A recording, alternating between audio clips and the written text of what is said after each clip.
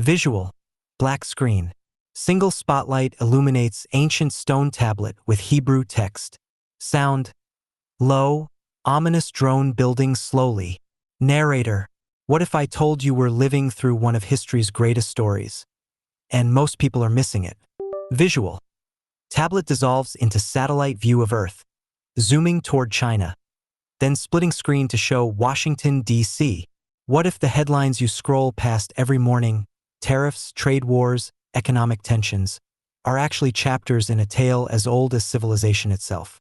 Visual, quick cuts between ancient battlefield, modern trading floor, biblical artwork, contemporary political rallies, the story of David and Goliath. But this time, the Valley of Elah is the global economic arena. The giant stands 9 feet tall with armor of GDP and military might. And the shepherd boy?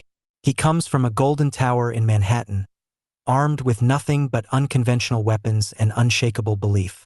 Visual, split screen solidifies, left, classical painting of David, right, modern image creating visual parallel. This is not a political endorsement.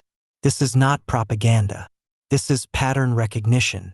This is the story of how history rhymes, how giants always emerge, and how every generation must decide. Do we accept the giant's dominance?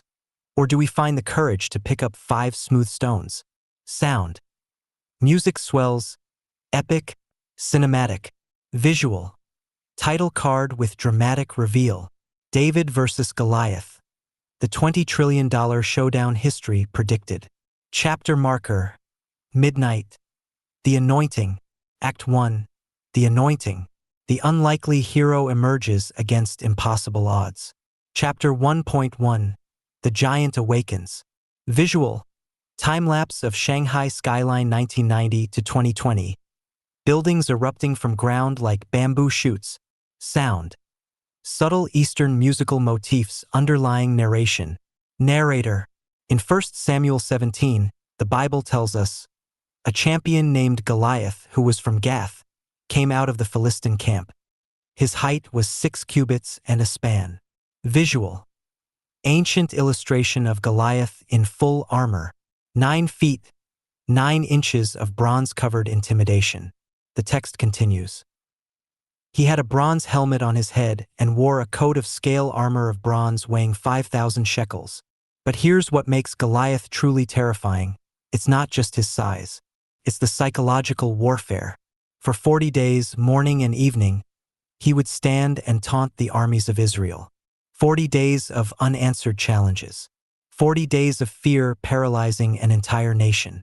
Visual, transition to modern China manufacturing facilities, port operations, technology centers. Now let me tell you about a different giant. In the year 2000, China's GDP was $1.2 trillion, roughly the size of Italy's economy. The United States stood at $10.2 trillion, undisputed economic champion of the world. Visual, animated graph showing GDP growth trajectories.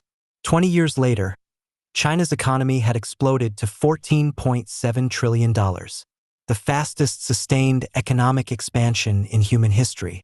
From rice paddies to robotics, from textile factories to technological dominance. 500 million people lifted from poverty in a single generation. Visual, manufacturing montage iPhones, computers, electronics flowing off assembly lines. By 2020, China manufactured 28% of global output. Compare that to America's 16.8%. The giant had grown and grown and grown. But economics tells only part of the story. Visual, Xi Jinping's rise to power, chronological photos from provincial positions to national leadership. Narrator, in 2012, Xi Jinping assumed leadership of the Chinese Communist Party. Unlike his predecessors who ruled through collective consensus, Xi consolidated power with methodical precision. Visual, animated diagram showing centralization of authority. By 2018, he had eliminated term limits, positioning himself potentially for life. He launched the most extensive anti-corruption campaign in Chinese history, simultaneously removing political rivals and centralizing control. He created the National Supervision Commission, extending party authority into every corner of Chinese society. The Belt and Road Initiative, Xi's signature foreign policy, promised to invest over $1 trillion in infrastructure across 70 countries. Modern-day tribute system dressed in development economics. Visual, map animation showing belt and road spreading across Asia, Africa, Europe. In the South China Sea, artificial islands bloomed like aggressive coral, each one a military base extending China's reach. Hong Kong's autonomy was systematically dismantled. The Uyghurs in Xinjiang faced what international observers called cultural genocide. Visual, military parade footage, advanced weaponry displays. China's military modernization accelerated. Hypersonic missiles, aircraft carriers, stealth fighters, cyber warfare capabilities, anti-satellite weapons. The People's Liberation Army wasn't just growing, it was transforming into a force that could challenge American dominance. And the world was afraid. Visual, montage of Western politicians, business leaders at Chinese events, smiling, shaking hands. Narrator, here's the uncomfortable truth. For decades, Western leaders had adopted a strategy of appeasement disguised as engagement. The theory went like this: integrate China into the global economic system, and prosperity would naturally lead to political liberalization. Make them rich and they'll become democratic. Make them dependent on trade and they'll play by international rules. Visual, WTO admission ceremony, 2001. When China joined the World Trade Organization in 2001, President Bill Clinton declared, "Economically, this agreement is the equivalent of a one-way street. It's a good deal for America. Our products will gain better access to China's market." Visual, graph showing U.S. trade deficit with China exploding from 2001 onward. What actually happened? America's trade deficit with China exploded from $83 billion in 2001 to $419 billion by 2018. Manufacturing jobs hemorrhaged from the American heartland. Entire communities hollowed out as factories moved to China's special economic zones. Visual, abandoned American factories, Rust Belt imagery. But it wasn't just economics. It was intellectual property theft on an unprecedented scale. The FBI estimated that Chinese espionage cost the American economy between $225 billion and $600 billion annually. Technology transfer requirements, forced joint ventures, cyber intrusions, state-sponsored corporate espionage. Visual, digital graphics showing data theft, hacking operations. And what did Western leaders do? They made speeches. They filed complaints with the WTO. They expressed deep concern in carefully worded statements. They continued selling China advanced technology, hoping that somehow, magically, the giant would choose to be gentle. Visual, return to biblical artwork, Israelite army cowering before Goliath. Narrator, listen to what 1 Samuel 17 tells us about the Israelites' response to Goliath. On hearing the Philistines' words, Saul and all the Israelites were dismayed and terrified. Dismayed and terrified. For 40 days. King Saul, a head taller than anyone else in Israel, specifically chosen for his impressive physical stature, couldn't muster the courage to face Goliath. His entire army, thousands of trained warriors, stood paralyzed. Visual, split screen, ancient army and modern Western leaders at summits. They had the numbers. They had resources. They had divine promises of protection. But they lacked one critical element: the willingness to confront the giant directly. Sound familiar? By 2016, the pattern was clear. China had spent 40 years, not days but years, economically taunting the West. 40 years of visual, text overlays with each point, currency manipulation, intellectual property theft, military expansion, human rights violations, trade agreement violations, cyber warfare, debt trap diplomacy, technology transfer coercion. And for 40 years, the Western response had been paralysis dressed as sophistication.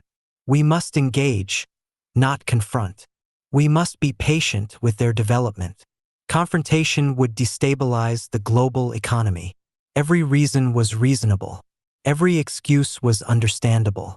And every year, the giant grew stronger. Visual: Xi Jinping addressing the UN, the Davos Forum, projecting soft power globally. Narrator: By 2015, Xi Jinping was being celebrated at Davos, the global elite's annual gathering in Switzerland. He presented China as the defender of globalization, the champion of free trade, the responsible stakeholder. The irony was rich.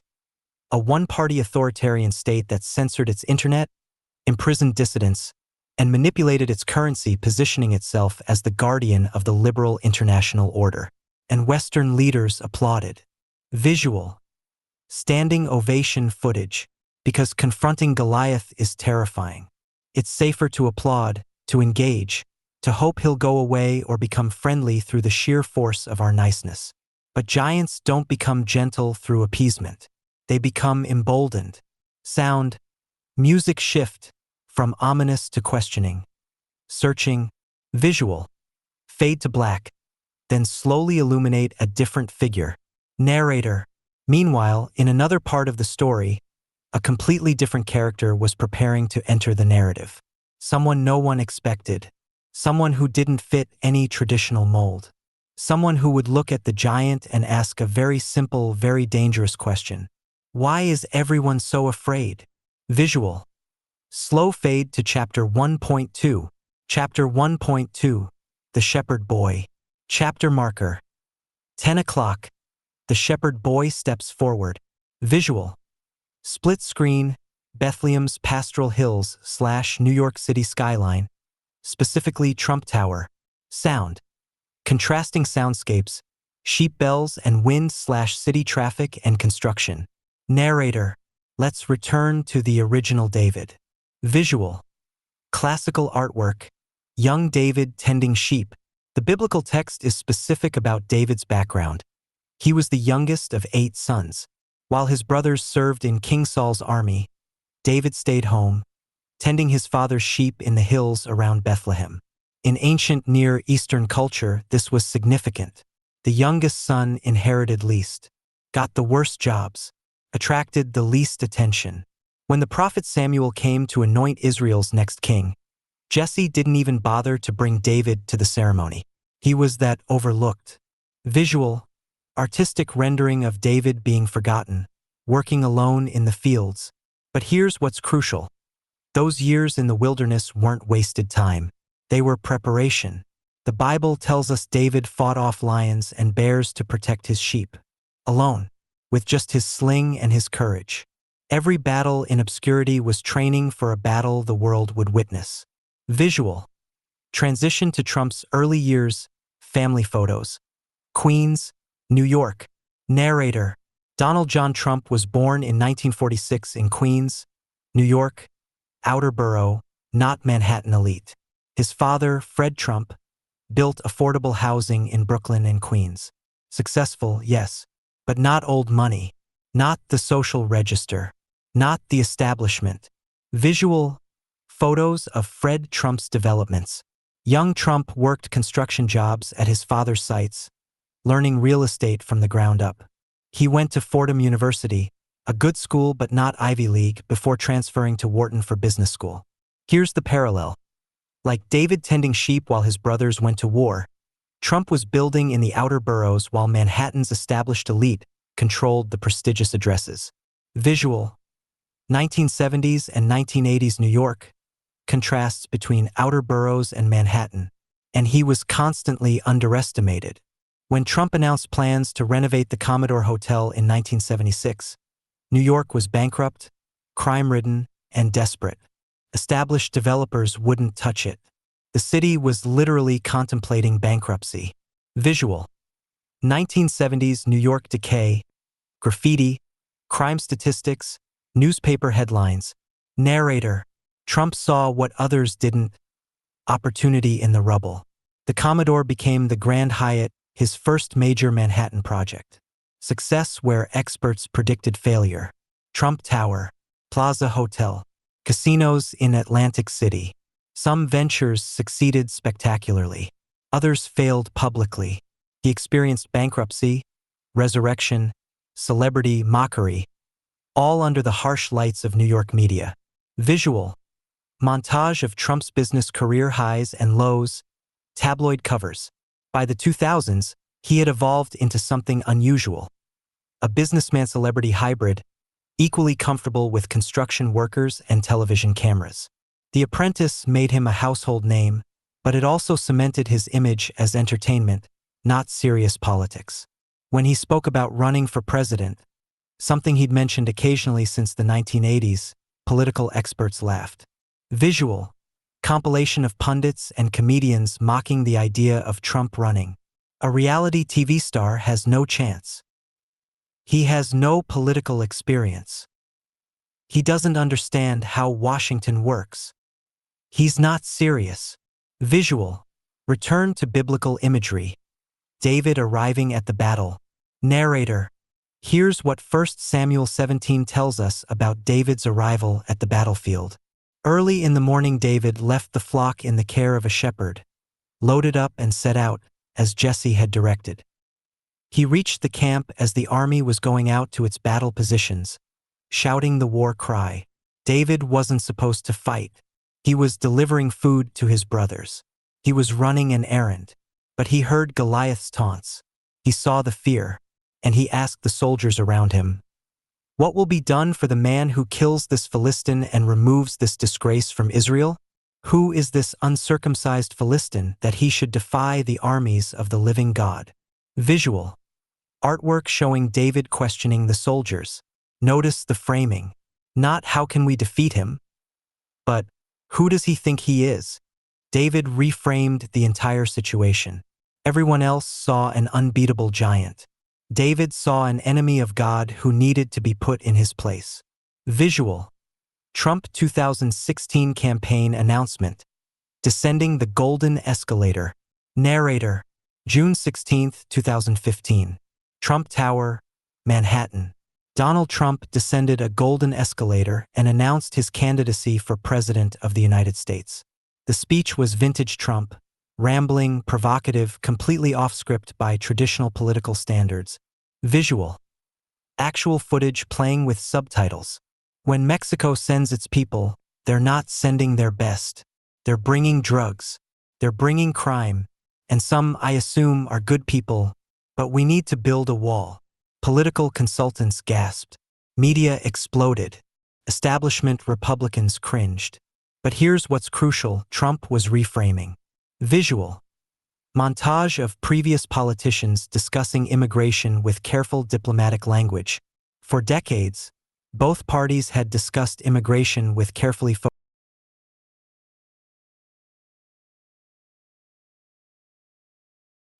focus-grouped language. Comprehensive reform, pathway to citizenship, border security measures. Trump's approach was radically different. We're being taken advantage of. We need a wall. We need to put America first. Visual, split screen, careful political speeches / Trump rallies with massive crowds. Narrator, and crucially on China, Trump said something no major presidential candidate had said so bluntly. Visual, campaign footage with subtitles. We can't continue to allow China to rape our country, and that's what they're doing. It's the greatest theft in the history of the world. The word choice was crude, deliberately so, because Trump wasn't trying to sound sophisticated. He was trying to wake people up. Visual, Rust Belt imagery, closed factories, economic devastation, and in the American heartland, in the industrial Midwest where factories had been shuttered, where towns had hollowed out, where economic devastation was personal and visible, people listened. They'd heard politicians promise to get tough on China for 30 years. Then they'd watched those same politicians approve most favored nation status, WTO membership, and normalized trade relations that accelerated job losses. Visual, statistics overlay showing manufacturing job losses in key states.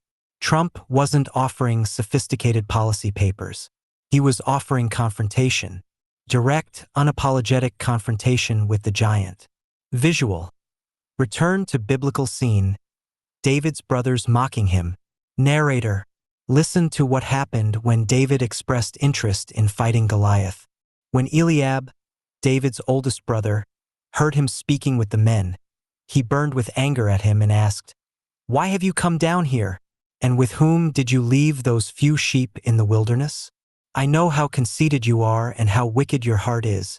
You came down only to watch the battle." His own brother, mocking him, questioning his motives, reminding him of his low status. Visual. 2016 Republican primary debate footage. Narrator. The 2016 Republican primary featured 17 candidates. Seasoned governors, senators, political dynasties. Between them, they had centuries of political experience. And they savaged Trump. Visual. Debate clips. Jeb Bush. He's a chaos candidate and he'd be a chaos president. Marco Rubio. We are not going to turn over the conservative movement to someone who thinks the nuclear triad is a rock band from the 1980s. Lindsey Graham. I think he's a kook. I think he's crazy. I think he's unfit for office. Visual. Media compilation of Trump being dismissed. The media consensus was universal. Trump couldn't win. He was a sideshow, a distraction, the political equivalent of a shepherd boy with delusions of grandeur. CNN's political director in June 2015. Donald Trump is a sideshow. The Atlantic, July 2015. The summer of Trump is nearly over. The Huffington Post literally relegated Trump coverage to their entertainment section. Visual. Screenshots of dismissive headlines. Narrator. But something was happening that the experts missed. The same thing they always miss when a David emerges. Visual. Rally footage, massive crowds, diverse faces, intense emotion. The people who felt dismissed by the establishment, the deplorables as they would later be called, saw someone who spoke their language, who shared their anger, who wasn't afraid to name what they all felt. The system is rigged. The elites don't care about you. China is eating our lunch. And everyone in Washington is too bought, too afraid, or too stupid to do anything about it. Visual. Rust Belt town halls, miners, factory workers, small business owners. Was it sophisticated? No. Was it diplomatic? Absolutely not. Was it what people needed to hear from someone who might actually mean it? Visual. Electoral map slowly filling in Pennsylvania, Michigan, Wisconsin turning red.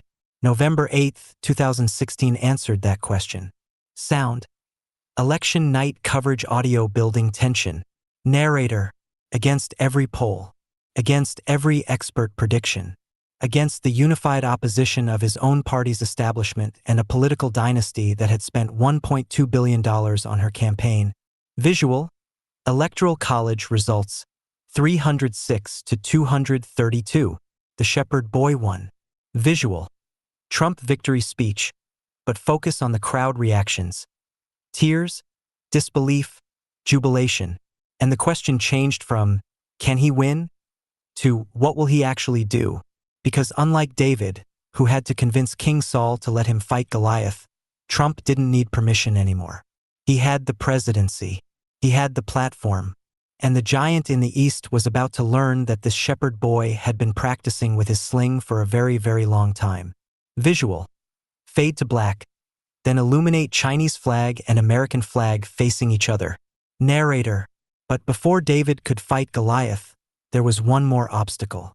One that almost stopped him before the battle even began. An obstacle that every David faces, in every generation, in every arena. Well-meaning people trying to help by giving advice that would guarantee defeat. Visual. Fade to Chapter 1.3. Chapter 1.3. The King's Armor. Visual. Classical artwork. King Saul placing his armor on young David. Sound. Metallic clanking. Heavy bronze plates. Narrator. Here's one of the most revealing moments in the David and Goliath story, and it's one that most people skip over. Then Saul dressed David in his own tunic. He put a coat of armor on him and a bronze helmet on his head. David fastened on his sword over the tunic and tried walking around, because he was not used to them. "I cannot go in these," he said to Saul, "because I am not used to them." So he took them off. Visual. Detailed view of ancient armor, heavy, ornate, impressive. Think about what's happening here. Saul is the king. He's a proven warrior. He's physically imposing. His armor represents the best military technology of the era, and he genuinely wants to help David succeed. This isn't sabotage. This is sincere assistance, and it almost guarantees David's defeat. Visual. Artistic rendering of David struggling to walk in Saul's oversized armor. Narrator. Because Saul's armor doesn't fit David. It's too heavy, too restrictive. It turns David's greatest advantage, his speed, his agility, his unconventional approach, into liabilities. In Saul's armor, David would just be a smaller, weaker, less experienced version of a traditional warrior. He'd fight Goliath on Goliath's terms, and he'd lose. The genius of David is recognizing this, and the courage of David is refusing the king's armor. Visual transition to modern Washington, D.C., specifically the State Department, Pentagon, traditional power centers. Narrator. When Donald Trump assumed office on January 20th, 2017, the American foreign policy establishment was ready with their armor. Visual. Think tank buildings, Council on Foreign Relations, prestigious universities. This establishment, sometimes called the Blob by critics, consisted of career diplomats, defense intellectuals, think tank fellows, and academic experts. People who had spent decades managing America's relationship with China, and they had very specific ideas about how things should be done. Visual. Academic papers, policy journals, conference panels. The consensus approach to China had been remarkably consistent across Republican and Democratic administrations. Strategic engagement. Integrate China into international institutions and expect gradual liberalization. Constructive dialogue. Maintain open communication channels and resolve disputes through negotiation. Economic interdependence. Deepen trade relationships to create mutual incentives for peaceful cooperation. Multilateral pressure. Work through international organizations rather than acting unilaterally. Visual. Footage of diplomatic meetings, formal state dinners, carefully choreographed handshakes. Narrator. This wasn't cynical. These were smart, well-intentioned people applying generations of diplomatic wisdom. This was the king's armor, proven, prestigious, conventional. And it had failed spectacularly for 40 years. Visual. Graph showing China's military expansion, South China Sea island building, belt and road map. But admitting failure would mean admitting that the entire theoretical framework was wrong, that decades of PhD dissertations, policy papers, and carefully managed summits had produced the exact opposite of their intended effect. China hadn't liberalized. It had become more authoritarian under Xi. China hadn't played by international rules. It had rewritten them to suit its interests. Economic interdependence hadn't created partnership.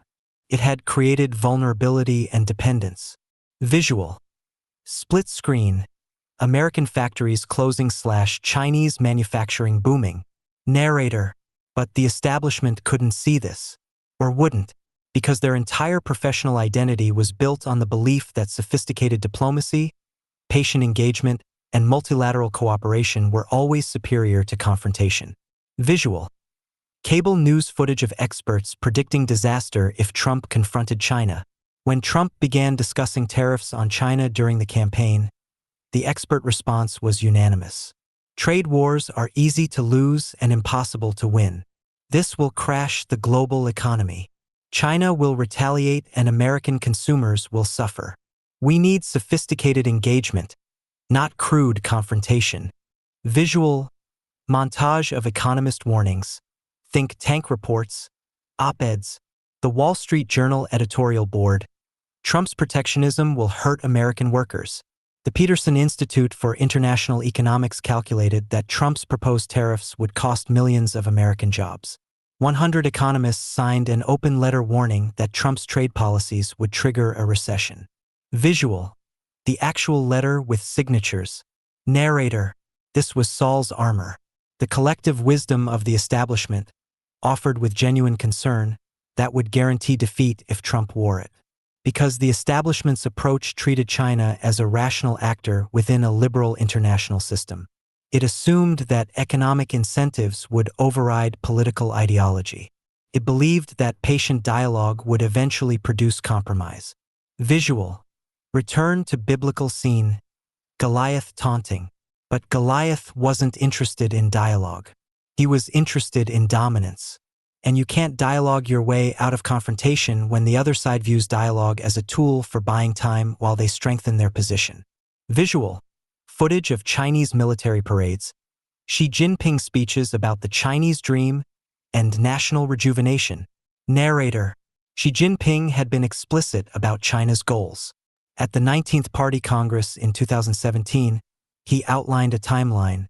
By 2035, China would be a global leader in innovation and military strength. By 2049, the centennial of the People's Republic, China would be a global leader in terms of composite national strength and international influence. This wasn't subtle. This was a declared intention to surpass and displace American leadership. Visual. Official Chinese propaganda materials showing China's rise. The Made in China 2025 plan explicitly targeted 10 high-tech industries for Chinese dominance. Information technology, robotics, aerospace, maritime engineering, rail transport, new energy vehicles, power equipment, agricultural machinery, new materials, and biomedicine. The strategy was clear. Use state subsidies, force technology transfer, and industrial espionage to leapfrog Western technological leadership. Visual. Diagrams showing technology transfer mechanisms. Narrator. And the establishment's response to this explicit challenge? More dialogue, more engagement, more patience. This is what made Trump's approach so jarring.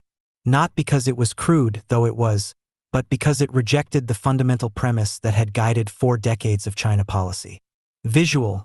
Trump cabinet photos, specifically focusing on unconventional appointees. Trump's team wasn't composed of traditional foreign policy experts.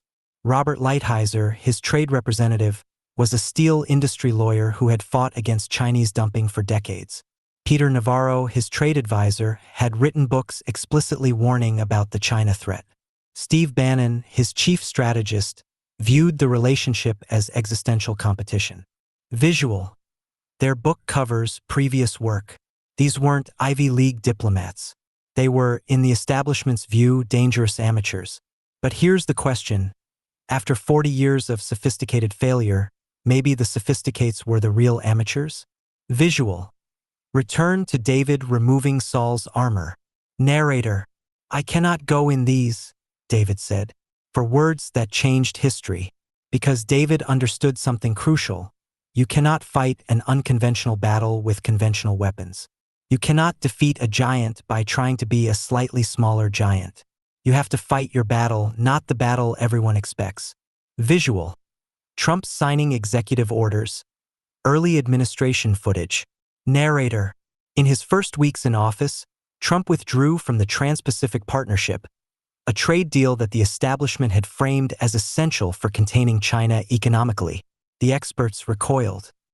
He's surrendering Asia to China. But Trump saw the TPP differently. Another multilateral agreement that would constrain American action while China operated freely. Visual. News coverage of TPP withdrawal. He began discussing steel and aluminum tariffs on national security grounds. The experts protested. This will alienate our allies. But Trump saw it as recovering leverage. You can't pressure China if you're hemorrhaging manufacturing capacity. Visual. Rally footage showing Trump discussing trade. Narrator. And crucially, Trump's public rhetoric was completely different from anything the establishment would approve. Traditional diplomacy emphasized private pressure, public courtesy. Say nice things in public, apply pressure behind closed doors. Trump inverted this. Public confrontation, public pressure, public framing of the conflict. Visual. Trump tweets about China. We can't continue to allow China to rape our country. China has been taking advantage of the United States for many years. Trade wars are good and easy to win. Visual. Split screen Trump's tweets/expert reactions of horror. The establishment was horrified. This is not how diplomacy works. But Trump wasn't doing diplomacy. He was doing something the establishment had forgotten was possible. He was fighting. Visual. Return to biblical narrative. David choosing his stones. Narrator. After refusing Saul's armor, David did something interesting. Then he took his staff in his hand, chose 5 smooth stones from the stream, put them in the pouch of his shepherd's bag and, with his sling in his hand, approached the Philistine. 5 smooth stones. Not random rocks. Smooth ones. Carefully selected from a stream. The biblical text is specific about this detail because it matters. Visual. Artistic close-up of smooth river stones. David knew his weapons. He'd used them countless times defending sheep from predators. He knew exactly how they would fly, how they would impact, what they could do. These weren't improvised weapons. They were specialized tools that David had mastered through years of practice in obscurity. Visual transition to modern imagery, economic policy documents, trade statistics, leverage points. Narrator. Trump's 5 smooth stones against the Chinese Goliath were unconventional, rejected by experts, and carefully selected. Stone 1. Tariffs. Direct economic pressure, escalating until China negotiated. The establishment said this would crash the economy. Trump said it would recover leverage. Stone 2. Technology controls. Restricting Chinese access to American technology, particularly semiconductors. The establishment said this would hurt American companies. Trump said it would protect national security. Stone 3. Public confrontation. Naming China openly as a strategic competitor and economic adversary. The establishment said this would destabilize the relationship. Trump said the relationship was already destabilized, we just weren't admitting it. Stone 4. Alliance pressure. Pushing allies to choose sides on issues like Huawei's 5G technology. The establishment said this would alienate partners. Trump said real partners would choose sides when it mattered. Stone 5. Decoupling. Beginning the process of separating American and Chinese supply chains in critical industries. The establishment said this was economically impossible. Trump said it was strategically necessary. Visual. Graphics illustrating each stone, with relevant policy examples. Narrator. None of these were sophisticated in the establishment's sense. None would earn approval from the foreign policy journals. None fit the template of how great powers were supposed to manage economic competition. But they were Trump's weapons, chosen deliberately, based on his specific understanding of leverage, negotiation, and confrontation gained from decades in brutal New York real estate and business battles. Just as David had practiced with his sling in obscurity, Trump had practiced these tactics in business for 40 years. Publicize conflicts, apply pressure, escalate until the other side negotiates. Never accept the other side's framing of the situation. Visual. Montage of Trump's business career, hostile negotiations, public feuds, comebacks. Narrator. And here's what terrified the establishment. They couldn't control him. Saul could have ordered David not to fight. He had that authority, but the foreign policy establishment had no authority over Trump. They could write op-eds. They could resign in protest. They could leak to the media, but they couldn't stop him from refusing their armor and choosing his own stones. Visual. White House photos. Trump with his chosen team, deliberately excluding traditional establishment figures. The question was no longer whether Trump would confront China. The question was whether his unconventional weapons would work against a giant that had grown accustomed to facing only conventional opposition. Sound. Transition to more tense, anticipatory music. Visual. Split screen beginning to form. Trump on one side, Xi Jinping on the other, moving toward confrontation. Narrator. In 1 Samuel, the text tells us what happened when David approached Goliath wearing no armor, carrying no sword, armed only with his sling and stones. The Philistine looked David over and saw that he was little more than a boy, glowing with health and handsome, and he despised him. He said to David, "Am I a dog, that you come at me with sticks? Come here," he said, "and I'll give your flesh to the birds and the wild animals." Visual, artistic rendering of Goliath's contempt. Complete contempt for an opponent who didn't fight by conventional rules. The giant assumed his size, his armor, his conventional superiority guaranteed victory. He couldn't imagine losing to a shepherd boy with rocks. Visual, Chinese state media coverage of Trump's election, dismissive, mocking tone. Narrator, when Trump won the 2016 election, Chinese state media was openly dismissive. The Global Times, Trump's China-bashing campaign rhetoric will not last.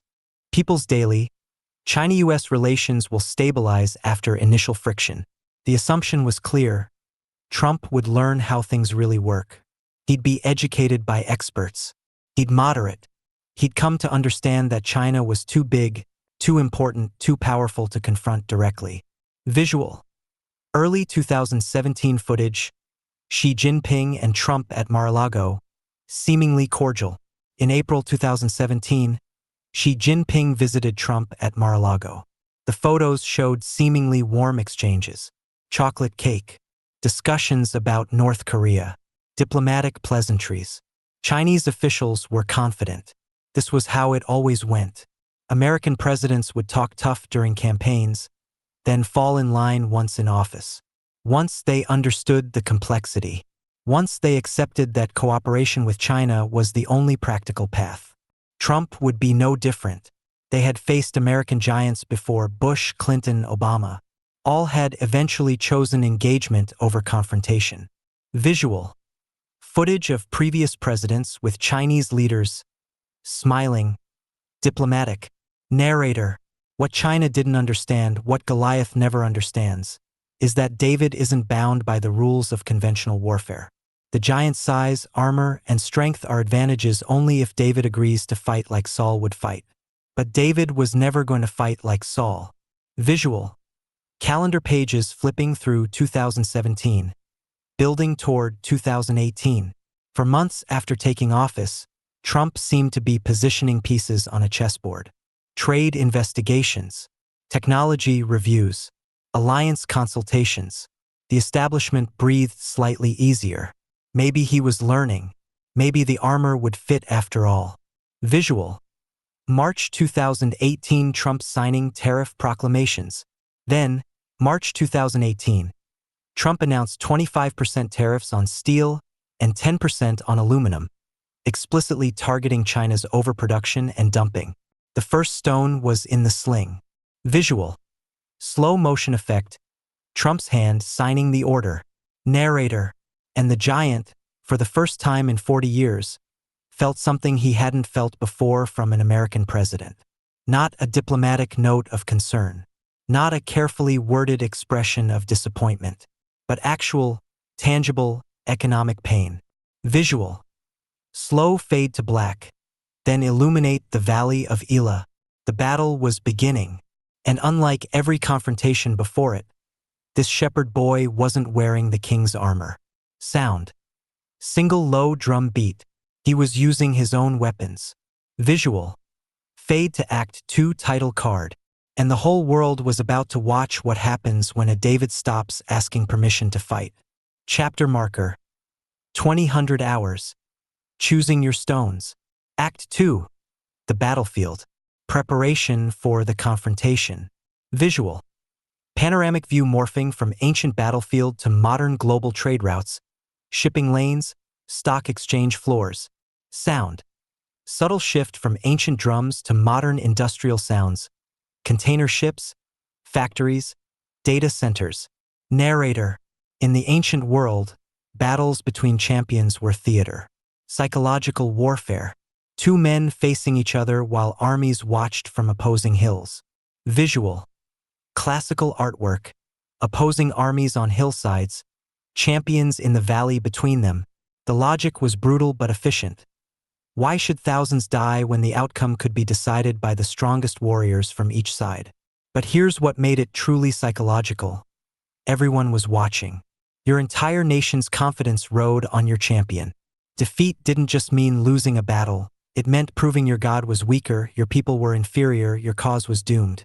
Visual, transition to modern imagery, global media, 24-hour news cycles, social media feeds, stock tickers. Narrator. In 2018, the entire world became the hillside audience for a champion's battle unlike any in modern history. Not fought with swords and spears, but with tariffs and sanctions. Not measured in casualties, but in GDP points and manufacturing shifts. Not decided in an afternoon, but playing out across quarters and years. And absolutely everyone was watching. Visual. Split screen, Bloomberg terminals / CNBC coverage / social media reaction feeds. Because when the world's two largest economies enter direct confrontation, there are no neutral observers. Every nation, every corporation, every investor must calculate. Which side are you on? What will this cost you? How do you position for what comes next? This was David and Goliath for the globalized age. And Trump's first stone was already in the air. Chapter 2.1. Choosing Your Stones. Visual. Close-up of Trump signing tariff orders. Cross-cutting with cargo ships at sea, factories, port operations. Narrator. March 1, 2018. President Trump announced 25% tariffs on steel imports and 10% on aluminum, citing national security concerns. The immediate reaction was predictable. Visual. News coverage compilation. Alarmed anchors. Worried economists. Stock market drops. Stock markets dropped. The Dow fell 500 points. The Wall Street Journal. Trump's tariff plan could ignite global trade war. The Economist. The world economy is under threat from America's turn toward protectionism. Senator Ben Sasse. Kooky 18th century protectionism will jack up prices on American families. Visual. Economic experts on news panels.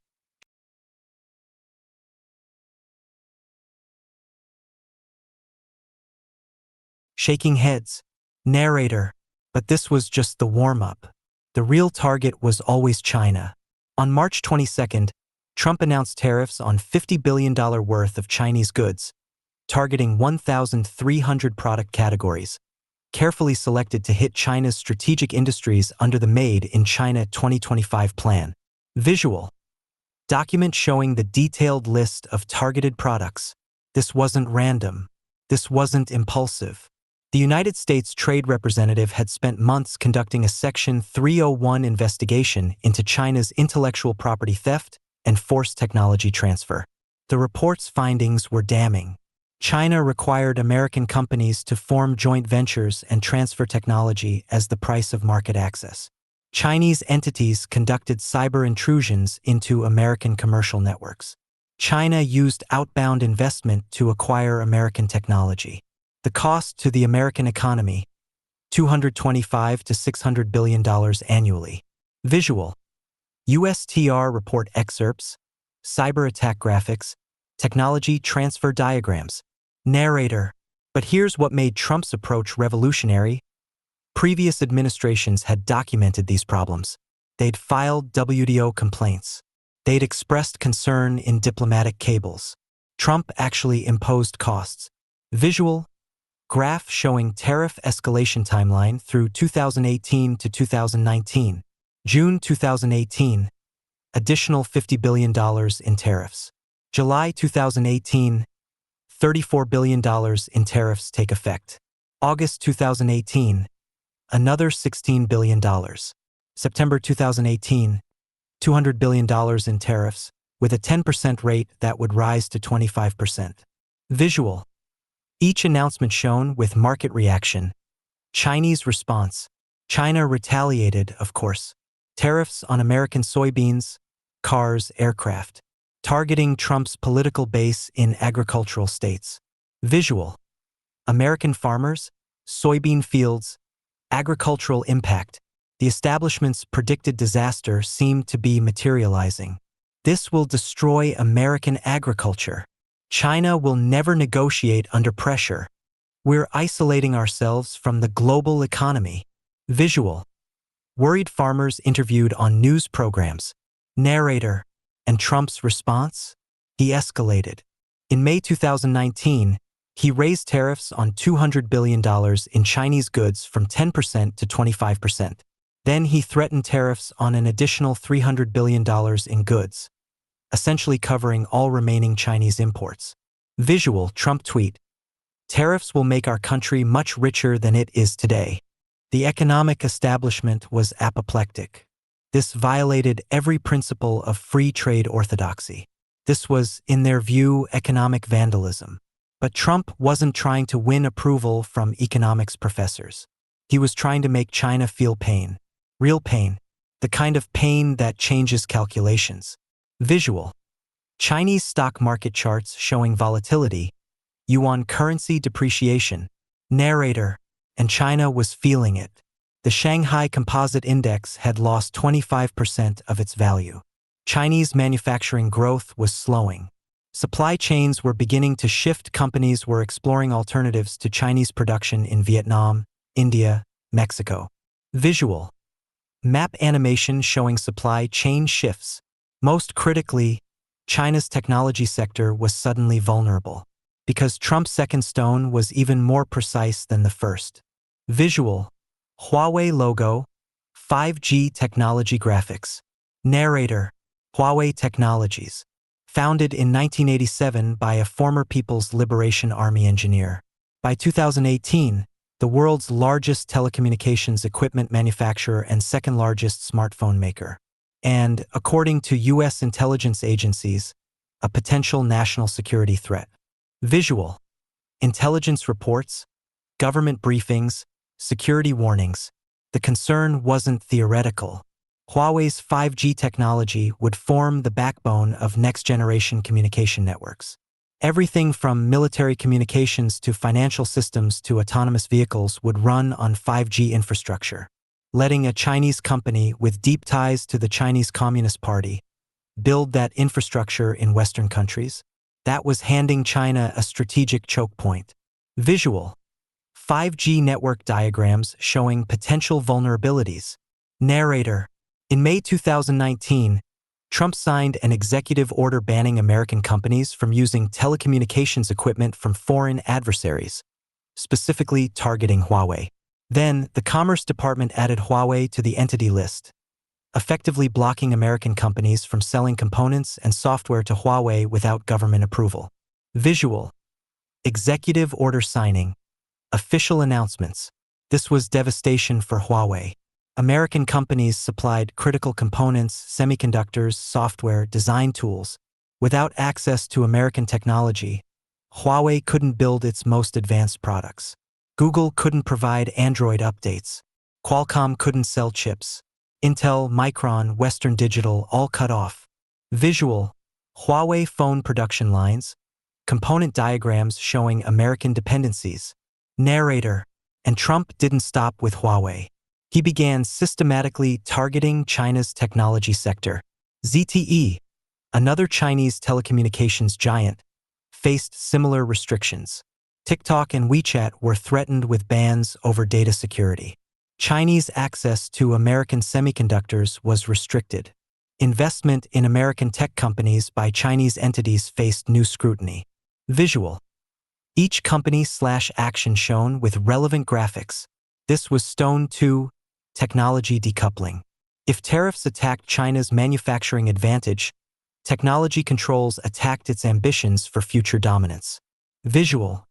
Made in China 2025 document with targets crossed out. Narrator. Remember China's Made in China 2025 plan? The strategy to dominate 10 high-tech industries by 2025? Every single one of those industries depended, to varying degrees, on American technology, American designs, or American components. Semiconductors, the foundation of modern technology, were almost entirely designed with American software and manufactured with American equipment, even if the factories were in Taiwan or South Korea. Visual. Semiconductor supply chain diagram highlighting American choke points. China had spent decades building manufacturing capacity, but it had a critical vulnerability: It couldn't yet produce the most advanced technology independently. And Trump had just weaponized that vulnerability. Visual. Chinese tech executives. Worried expressions. Emergency meetings. Narrator. This is where the David and Goliath parallel becomes most clear. Goliath's strength was his size, his armor, his conventional military superiority. Every physical attribute favored him. But he had a vulnerability, the gap between his helmet and his forehead. A tiny target. But if you could hit it. Visual. Classical artwork highlighting Goliath's vulnerable point. China's strength was its manufacturing scale, its market size, its economic growth. But it had a vulnerability, technological dependence on the United States for the most advanced components and designs. Trump had identified the gap in the armor. Visual.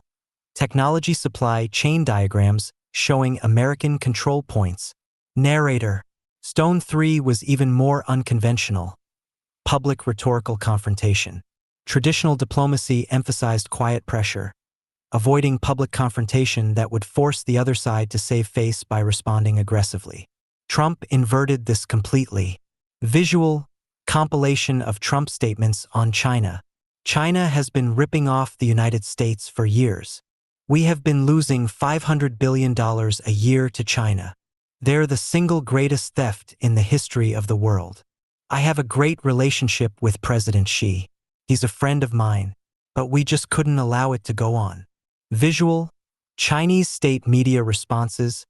Angry editorials. Chinese state media responded with fury. The U.S. is behaving like a bull in a china shop. America's arrogance will be its downfall. China will never surrender to American pressure. Visual. Split-screen American and Chinese nationalist rhetoric escalating. Narrator. The establishment was horrified. You can't conduct diplomacy through insults. You're making it impossible for China to back down without losing face. But that was exactly Trump's strategy. Make it public. Make it personal. Make it impossible to ignore. Because quiet diplomacy had been tried for 40 years. It failed because it gave China room to make promises privately while continuing problematic behavior publicly. Visual. Historical footage of diplomatic agreements with China that were subsequently violated. Public confrontation changed the dynamic entirely. Now China's responses were watched globally. Now backing down would be public. Now maintaining problematic behavior would be publicly tied to American pressure. It eliminated China's room for ambiguity. Visual. Global media coverage showing the confrontation as central international story. Narrator. Stone 4. Alliance pressure with an ultimatum. The establishment's approach to China was always multilateral. Build coalitions. Apply united pressure. Work through international organizations. Trump's approach was more direct. Force allies to choose. Visual. Map of Europe, specifically highlighting UK, Germany, France. The test case was Huawei's 5G technology. China was aggressively marketing Huawei 5G infrastructure to European countries. The pitch was compelling. Cheaper, faster deployment, advanced technology. Visual. Huawei promotional materials, infrastructure rollouts. Trump's message to allies was blunt.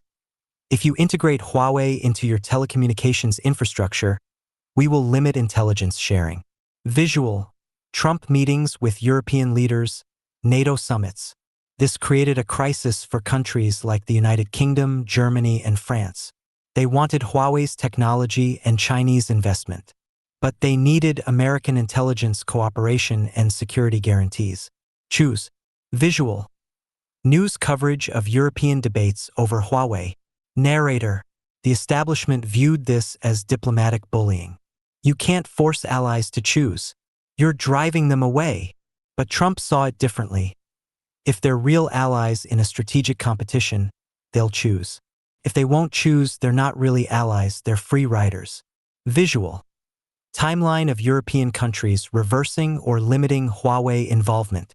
One by one, countries began restricting Huawei.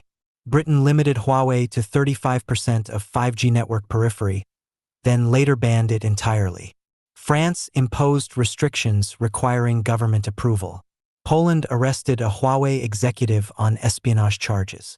The Czech Republic issued security warnings. Visual. Map animation showing countries restricting Huawei, spreading across Europe. This wasn't traditional multilateralism. This was forcing allies to declare sides in a technological Cold War. And it was working. Visual. Return to biblical imagery.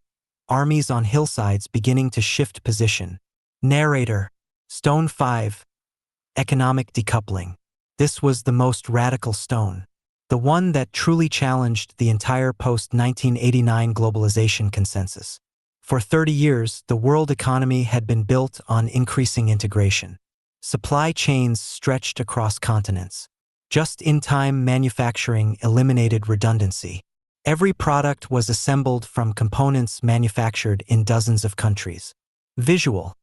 Complex supply chain graphics showing global interconnection, and China sat at the center of these supply chains. The world's factory, the indispensable link. Decoupling meant deliberately separating these integrated systems, rebuilding manufacturing capacity in America or allied countries, creating redundancy, accepting higher costs for greater security. Visual. Factory relocations. Reshoring announcements. Narrator. Economic orthodoxy said this was impossible. Or if possible, catastrophically expensive. You can't unscramble the egg. Consumers will face massive price increases. American companies can't compete with Chinese manufacturing costs. Visual. Economists and business leaders warning against decoupling. But Trump's approach wasn't total decoupling. It was strategic decoupling. Not every product needed to be made in America. But critical products, medical equipment, pharmaceuticals, rare earth elements, advanced technology, shouldn't depend entirely on a strategic competitor. Visual. Lists of critical industries, strategic vulnerabilities identified. The COVID-19 pandemic would later prove this point devastatingly. When America needed medical equipment, it discovered that China controlled the supply chains for masks, ventilators, pharmaceutical ingredients. Visual. 2020 pandemic shortages. Empty shelves. Dependence on Chinese supply chains exposed. Narrator. But in 2018 to 2019, Trump was already pushing decoupling. Tax incentives for reshoring manufacturing. Pressure on companies to diversify supply chains. Investment restrictions on Chinese access to American technology. Export controls on sensitive technologies.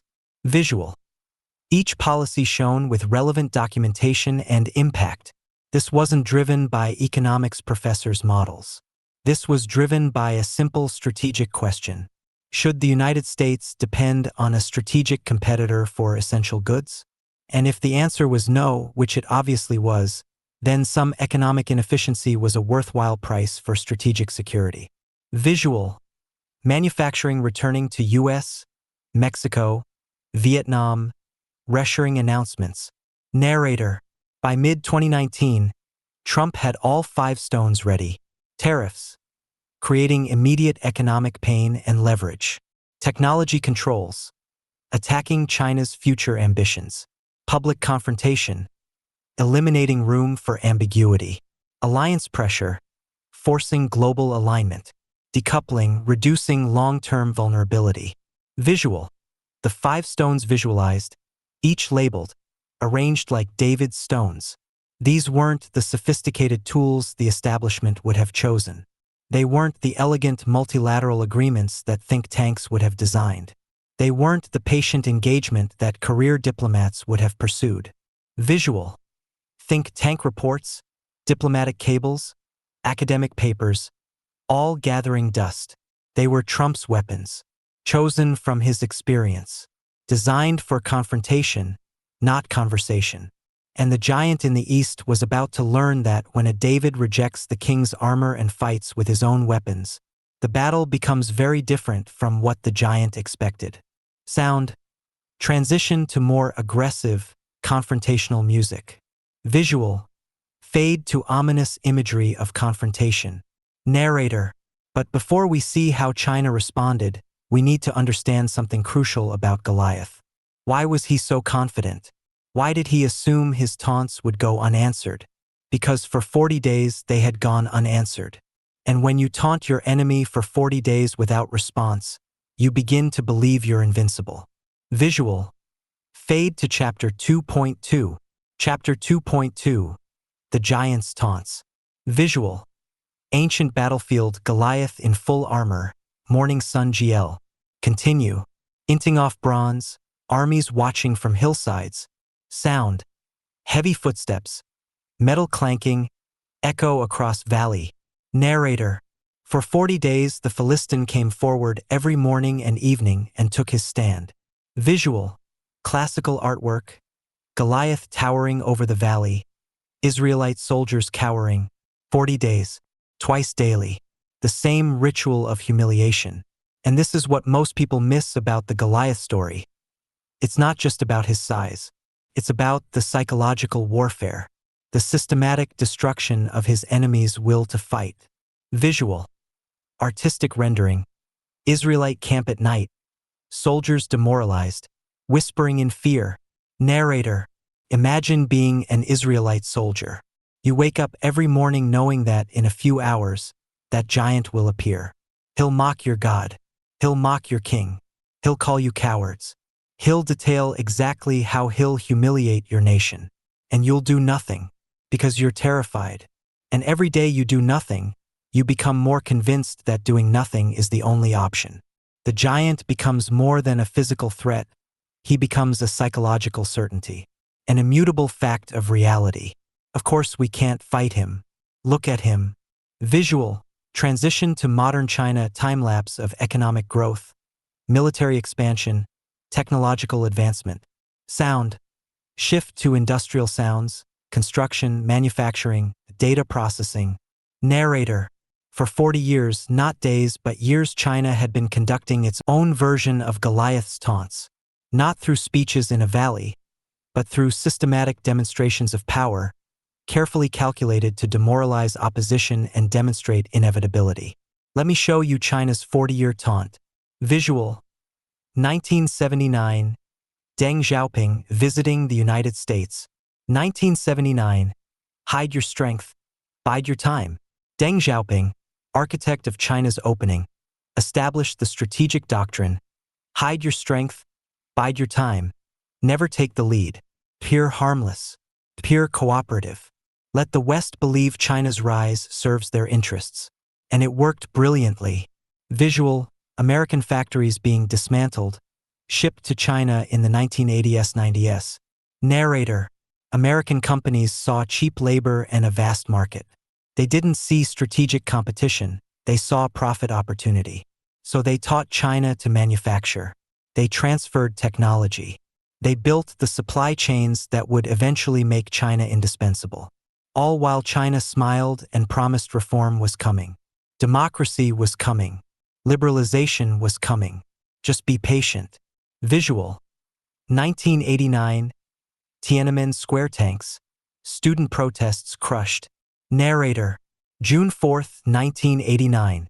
Tiananmen Square. The Chinese Communist Party massacred pro-democracy protesters in the heart of Beijing. Tanks. Machine guns. Thousands dead. The world's response? Visual. News coverage of international condemnation. Temporary sanctions. Outraged statements. And then, visual. 1992 Bush. Clinton welcoming continued engagement. Business as usual. Because the economic opportunities were too attractive. Because engagement would surely lead to reform. Because confrontation would be destabilizing. China learned a crucial lesson. The West's economic interests would always overcome its values. Violence could be absorbed. Human rights could be ignored. As long as the money kept flowing. Visual. 2001. WTO admission ceremony. Narrator. 2001. Entry to the World Trade Organization. China's accession will represent the most significant opportunity we have had to create positive change in China since the 1970s. President Bill Clinton. The promise. WTO membership would force China to follow international rules. Market access would liberalize their economy. Integration would moderate their politics. The reality? Visual graphs showing explosion of trade deficit, intellectual property theft statistics. China joined the WTO and immediately began gaming the system. State subsidies that violated WTO rules? Continue them, dare others to enforce penalties through a complaints process that takes years.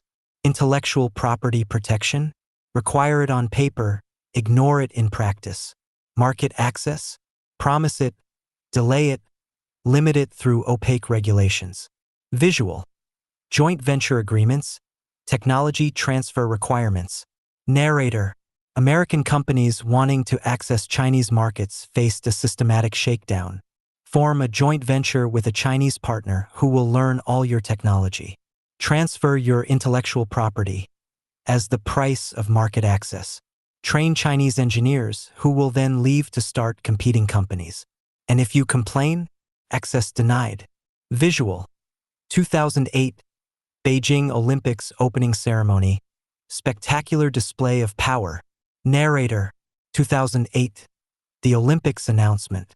The Beijing Olympics opening ceremony was choreographed perfection. Thousands of performers moving in exact synchronization. Fireworks spelling out China's arrival on the world stage. Estimated cost, $44 billion. The message wasn't subtle. China had arrived. China was modern. China was powerful. And that same year, while the West celebrated Olympic ideals, China was expanding its presence in the South China Sea, imprisoning dissidents, and preparing for what would become the largest military buildup since World War II. Visual.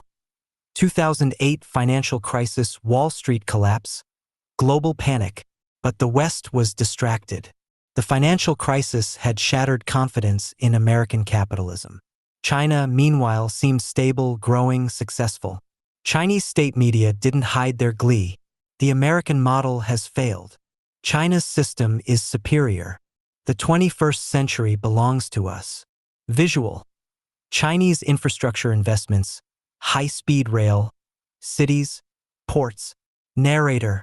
And China was backing up the rhetoric with visible achievement.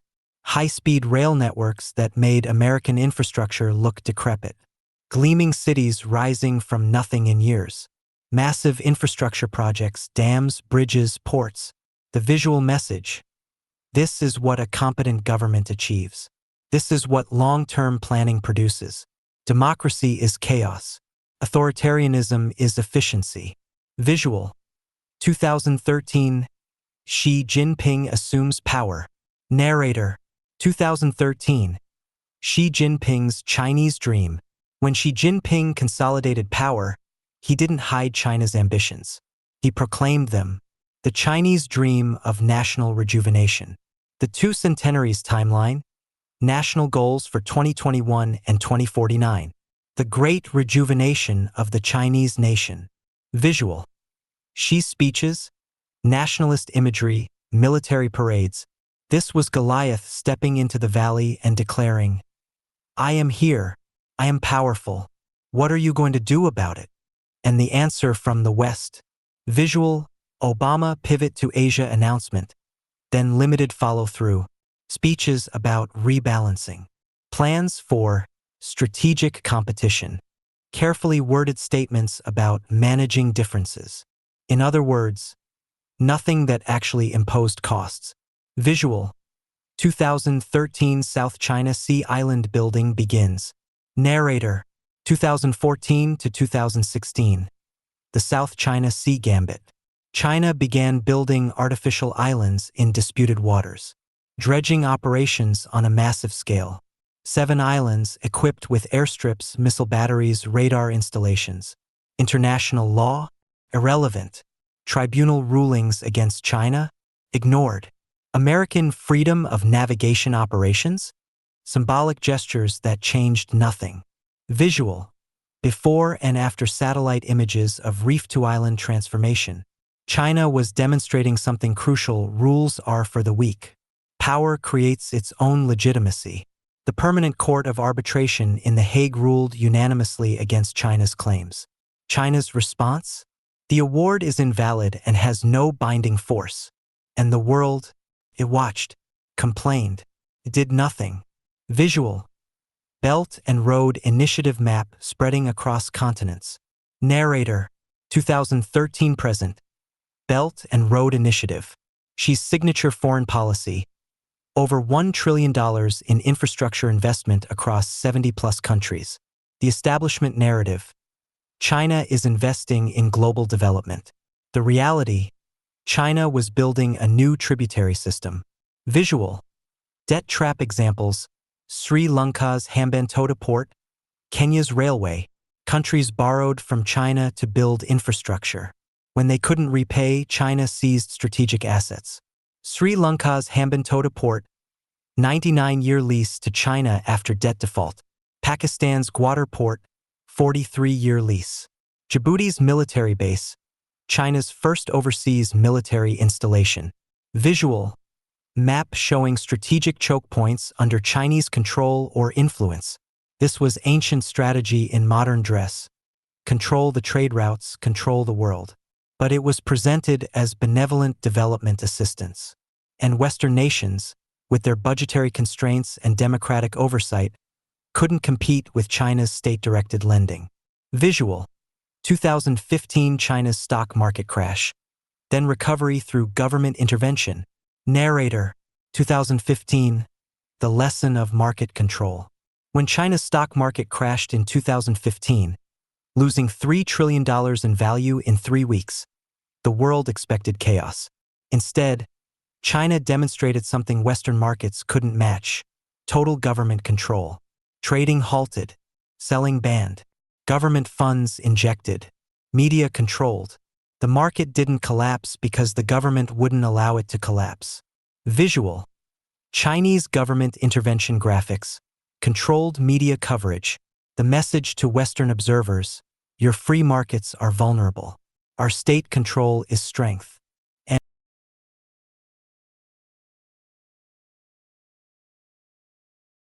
for authoritarian regimes worldwide, this was instructive.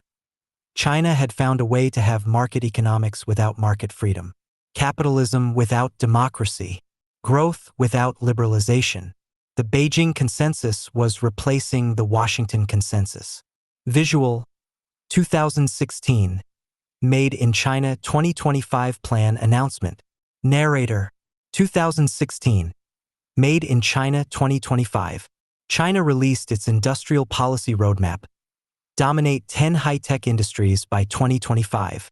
Not compete. Dominate. 70% domestic content in core components by 2025. Control of global standards and specifications. Indigenous innovation, meaning Chinese-controlled technology. Visual. The 10 targeted industries with Chinese dominance percentages. The plan was explicit about methods. Acquire foreign technology through various channels, including mergers and acquisitions. Translation. Buy American companies, steal American technology, copy American innovations. And because this was state policy, backed by hundreds of billions in subsidies, private Western companies couldn't compete. How do you compete against a company whose losses are subsidized by a government with $3 trillion in foreign reserves? You don't. Visual. Huawei's global expansion. 5G rollout plans. Narrator. 2016 to 2017. The technology offensive. Huawei became the poster child for China's technology ambitions. In 2016, Huawei spent $11.3 billion on R&D, more than any other telecommunications company. By 2017, it had signed commercial 5G contracts in 30 countries. The strategy was clear: control 5G infrastructure globally, and China controls the nervous system of the 21st century economy. Visual. Huawei promotional materials, government subsidies documentation, and Huawei's advantages weren't just innovation, they were state backing. Chinese government subsidies worth an estimated $75 billion. Access to state banks for unlimited lending. Requirement that Chinese state-owned enterprises buy Huawei equipment. This wasn't competition. This was state-sponsored industrial conquest dressed as market success. Visual. Return to biblical scene. Goliath's daily appearances. Growing more confident. Narrator. Day after day. Week after week. Year after year. China's message was consistent. We are inevitable. We are the future. You cannot stop us. Your system is failing. Our system works. Accept it. Visual. Chinese state media. Nationalist rhetoric. Century of humiliation narratives. And underneath all of it was a deeper historical narrative. The century of humiliation. From 1839 to 1949, China had been invaded, carved up, dominated by foreign powers. The Opium Wars, the Boxer Rebellion, Japanese invasion, Civil War. China's rise wasn't just about economics. It was about historical revenge. Restoring China to its rightful place as the Middle Kingdom, the center of civilization. Visual, historical footage of Chinese humiliation, then modern Chinese power. The West's dominance? A historical aberration. A brief interruption of the natural order. China's return to preeminence? Historical inevitability. Visual, 2017 Xi Jinping at 19th Party Congress declaring China's new era. Narrator. At the 19th Party Congress in October 2017, Xi Jinping made China's ambitions explicit. It will be an era that sees China moving closer to center stage and making greater contributions to mankind. Translation. China will replace America as the world's leading power. And the mechanism, already in place. Visual. Graphics showing each element of Chinese strategy. Economic dominance through manufacturing control and technological leadership. Military power through systematic modernization and expansion. Diplomatic influence through Belt and Road and economic leverage. Ideological competition through the Beijing model of authoritarian capitalism. Strategic patience through long-term planning that outlasts democratic election cycles. Visual. American political dysfunction, government shutdowns, partisan fighting, short-term thinking. Narrator. And China had good reason for confidence. Look at America in 2017. Politically polarized beyond functionality. Infrastructure crumbling. Education system declining in global rankings. Manufacturing hollowed out. Middle class shrinking. National debt exploding. Visual. Comparison charts showing America's relative decline. Meanwhile, China was unified under single-party control. Building infrastructure at unprecedented scale. Graduating more engineers than any country in history. Dominating manufacturing. Creating a massive middle class. Investing long-term while America worried about the next election. Visual. Split screen. Chinese progress / American stagnation. Narrator. This is what made Goliath so confident. Not just his own strength, but his enemy's visible weakness. The Israelites weren't just smaller, they were fearful, divided, paralyzed. Goliath didn't just taunt them. He watched them fail to respond, which confirmed that they couldn't respond. Visual. Xi Jinping meeting with global leaders who treat him deferentially, and China watched the same dynamic. For 40 years, America had documented China's violations, filed complaints, expressed concern, and done nothing that actually imposed costs. Every strongly worded statement without action confirmed that America wouldn't act. Every intellectual property theft without consequences proved theft was profitable. Every international ruling that China ignored without penalty proved that rules didn't matter. Visual. Montage of American leaders from Reagan through Obama discussing China, similar language, different decades, same lack of results. Narrator. Reagan. We seek a more open and a more collaborative relationship with the People's Republic of China. Clinton. Our own interests and values are in line with China's own economic reform. Bush. America must stay engaged with China. Obama. A constructive relationship with China is beneficial to the United States. 40 years. 5 presidents. Same language. Same hope. Same failure. And China learned exactly the right lesson. American presidents talk. Chinese presidents act. Visual. 2017 Trump's inauguration. America First speech.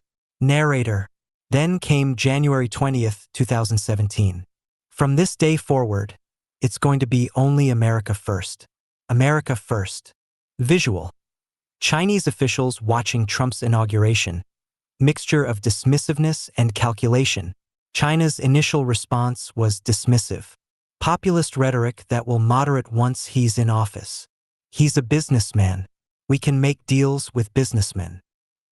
He doesn't understand how the world really works. Visual. April 2017. Trump and Xi at Mar-a-Lago. Cordial dinner. Chocolate cake. The Mar-a-Lago summit in April 2017 seemed to confirm this. Trump and Xi had warm exchanges. Trump praised Xi. Xi praised Trump. Discussions about North Korea cooperation. Diplomatic normalcy. Chinese officials relaxed. This would be manageable. Visual. Behind the scenes, Trump administration conducting Section 301 investigation. USTR compiling evidence. Narrator. What China didn't see. While diplomats exchanged pleasantries, Trump's team was compiling the Section 301 investigation, documenting 40 years of intellectual property theft, quantifying the economic damage, preparing the legal foundation for tariffs, identifying the technologies to protect, mapping the supply chain vulnerabilities.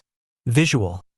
March 2018, first tariff announcements, and then March 2018, Trump struck. Not with a diplomatic note, not with a WTO filing, with tariffs, real, immediate, economic pain. Visual. Chinese officials' shocked reactions. Emergency meetings. Narrator. China was genuinely surprised. For 40 years, American presidents had been predictable. They'd complain privately, accommodate publicly, and prioritize stability over confrontation. Trump was doing the opposite. He was confronting publicly, escalating systematically, and treating instability as leverage rather than something to avoid. Visual. Goliath in the valley, but now looking slightly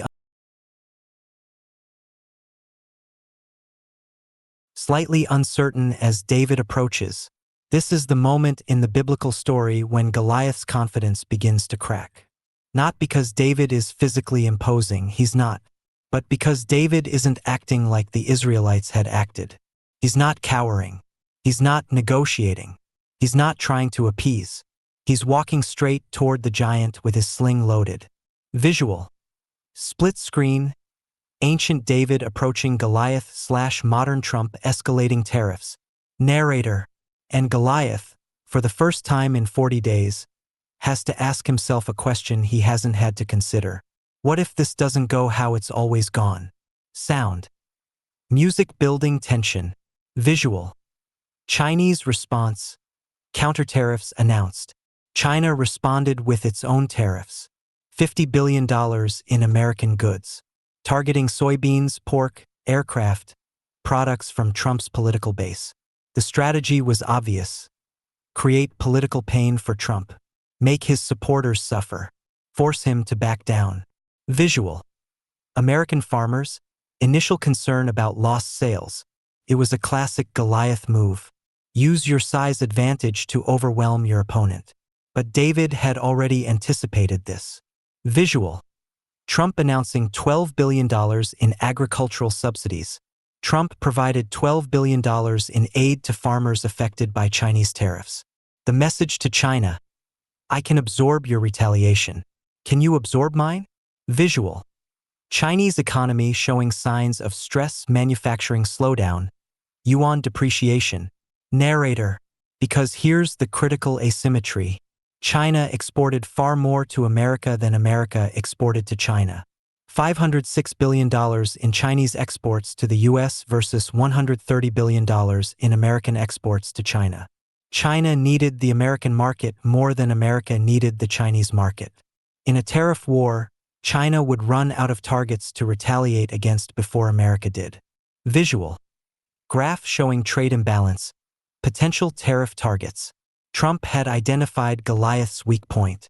Just as David saw the gap in Goliath's armor, Trump saw the gap in China's economic armor. For all their manufacturing power, for all their growth, for all their confidence, they were structurally dependent on access to the American consumer market. Visual. Made in China labels. American stores filled with Chinese goods. Narrator. This dependence was China's secret vulnerability. They had built an entire economic model on exporting to America. Their growth depended on it. Their employment depended on it. Their political stability depended on it. Take that away, and the Chinese Communist Party faced something it couldn't tolerate. Economic slowdown leading to unemployment leading to social unrest. Visual. Chinese labor protests, social instability concerns. This is why China had been so confident for 40 years. They assumed America would never weaponize this dependence because the pain would be mutual. And they were partially right, the pain would be mutual. But Trump was willing to endure pain if it imposed greater pain on China. Visual. Trump quote, "Trade wars are good and easy to win." Narrator. The establishment recoiled at this statement. Trade wars are never easy. They destroy wealth. There are no winners. But Trump wasn't speaking in economic theory. He was speaking in negotiating tactics. If both sides suffer but one side suffers more, the side suffering less wins. If both sides feel pain but one side blinks first, the side that doesn't blink wins. And Trump was betting that, in a contest of pain tolerance, he'd outlast Xi. Visual. May 2019 tariffs raised from 10% to 25%. Additional $300 billion threatened. When China tried to renegotiate terms Trump had agreed to, he raised tariffs from 10% to 25% on $200 billion in goods. When China retaliated, he threatened the remaining $300 billion. Visual. Chinese negotiators.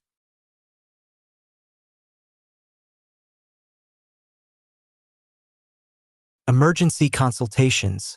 China had assumed Trump was bluffing, that he'd accept a symbolic deal to declare victory. They were wrong. Visual. Return to biblical scene, David's stone in sling, beginning to swing. Narrator.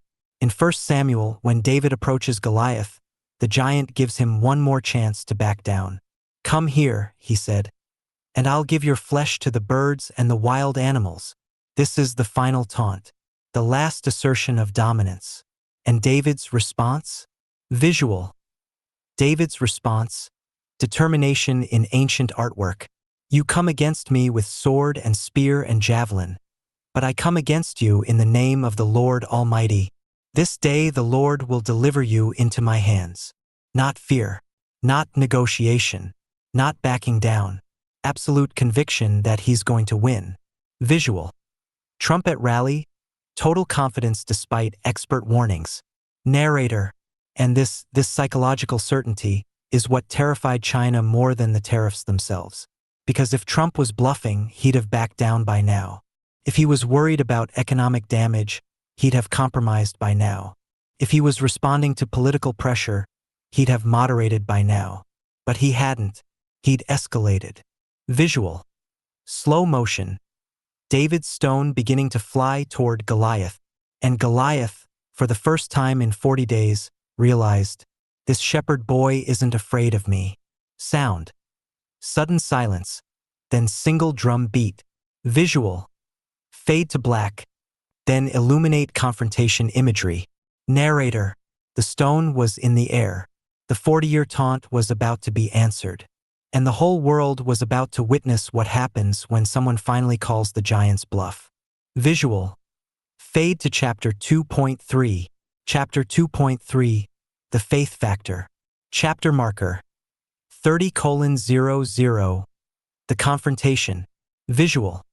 Split screen. Ancient Valley of Elah at dawn / modern global trade routes and economic networks. Sound. Soft. Contemplative music building slowly. Narrator.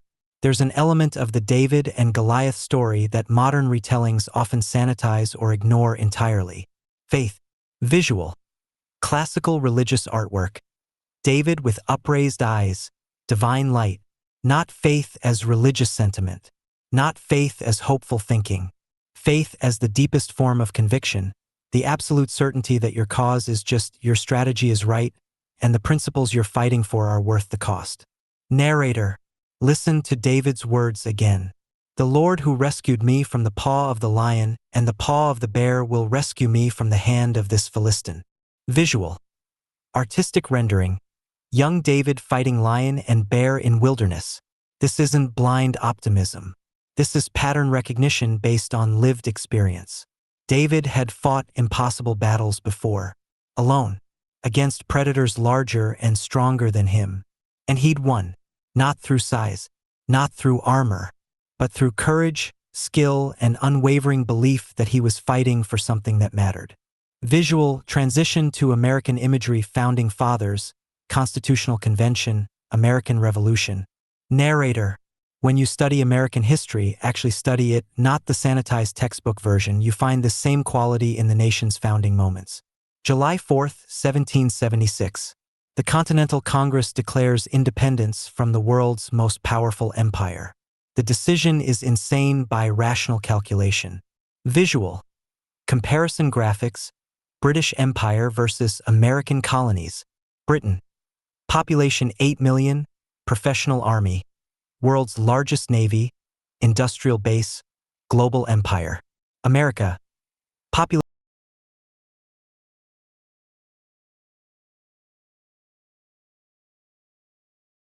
2.5 million, including enslaved people who won't fight for their freedom, amateur militia, no navy, agricultural economy, 13 fractious colonies that barely cooperate. Visual. Benjamin Franklin quote appears. Benjamin Franklin. We must all hang together, or most assuredly we shall all hang separately. Not a joke. Literal truth. Every signature on that declaration was a potential death warrant for treason. Narrator. So why did they do it? Faith. Not in guaranteed victory, but in the rightness of the cause. Visual. Declaration of Independence text. Highlighting key phrases. We hold these truths to be self-evident, that all men are created equal, that they are endowed by their Creator with certain unalienable rights. This wasn't political calculation. This was moral conviction elevated to the level of self-evident truth. Worth dying for. Worth sacrificing for. Worth enduring Valley Forge for. Worth risking everything for. Visual. Valley Forge, Revolutionary War hardships, Washington crossing Delaware. And that conviction, that faith in American exceptionalism, in the unique role of the United States as a beacon of liberty, became foundational to American identity. Not because Americans are somehow genetically superior, but because the national founding story is about choosing principle over pragmatism, and somehow, against all odds, winning. Visual. Montage of American defining moments. Civil War, World Wars, Cold War. Narrator. This pattern repeated throughout American history. Civil War. Fight to preserve the Union and end slavery, even if it costs 600,000 lives. World War II. Fight totalitarianism across two oceans, even if it requires total mobilization. Cold War. Contain communism for 40 years, even if it means perpetual tension with a nuclear-armed adversary. Every generation faced a challenge that required belief in something beyond immediate material interest. And every time America chose to fight, not always perfectly, not without costs, not without mistakes, but fight. Visual. Transition to late 20th century. Factory closings. Outsourcing. Economic transformation. Narrator. Then something changed. Starting in the 1980s and accelerating through the 1990s and 2000s, American leadership began to lose this faith. Not religious faith, though that declined too, but faith in America's exceptional role, in the necessity of American leadership, in the idea that some principles are worth economic costs to defend. Visual. Corporate earnings calls. Shareholder meetings. Wall Street. The new faith was economic efficiency. Quarterly earnings. Shareholder value. Global supply chains that minimized costs and maximized returns. And if that meant hollowing out American manufacturing, that was creative destruction. If it meant dependence on strategic competitors, that was comparative advantage. If it meant sacrificing workers in Ohio and Michigan, that was the inevitable result of globalization. Visual. Presidential speeches from Bush, Clinton, Bush, Obama on trade and globalization. Narrator. Both parties embraced this faith. Republicans. Free trade benefits everyone through market efficiency. Democrats. Global engagement promotes peace and human rights. The establishment consensus. Economics transcends geopolitics. Trade creates interdependence that prevents conflict. Everyone benefits from globalization. Visual. WTO, NAFTA signing, permanent normal trade relations with China. This was the new orthodoxy, the new faith, and questioning it marked you as economically illiterate, hopelessly nostalgic, or dangerously nationalist. Visual. Think tank reports, economic journals, academic consensus. Trade deficits don't matter. Manufacturing jobs are gone forever. Retrain for service economy. You can't compete with Chinese labor costs. Don't even try. Trying to bring manufacturing back is like trying to bring back buggy whips. Visual. Rust Belt devastation. Youngstown, Detroit, Pittsburgh in decline. Narrator. Tell that to the steelworker in Youngstown who lost his job when his plant moved to China. Tell that to the auto worker in Detroit who watched his factory shut down. Tell that to the communities that collapsed when their economic foundation disappeared. The establishment's response. Economic dislocation is unfortunate but inevitable.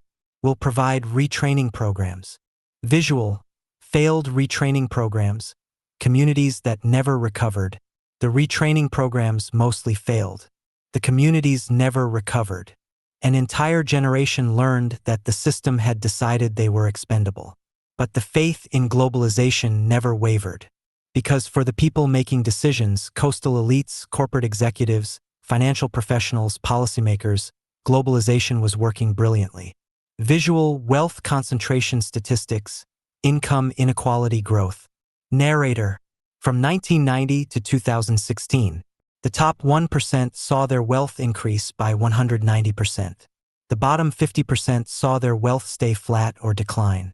Corporate profits soared. Executive compensation soared. Stock markets soared. And the American working class was told this was progress. Visual. 2016 election map, highlighting Trump's victories in Rust Belt. Narrator. This is the context for understanding Trump's appeal in 2016. He wasn't offering sophisticated policy papers. He was offering something that had been missing from American political discourse for decades. Faith that America could and should put its own interests first. Faith that manufacturing mattered and could be brought back. Faith that trade deals should benefit American workers, not just corporate profits. Faith that China was a competitor, not just a market. Visual. Make America Great Again. Rallies, crowd reactions. Narrator. Make America Great Again. The establishment mocked this as nostalgia, as if wanting good jobs and economic security for workers was hopelessly outdated. But the slogan contained something powerful.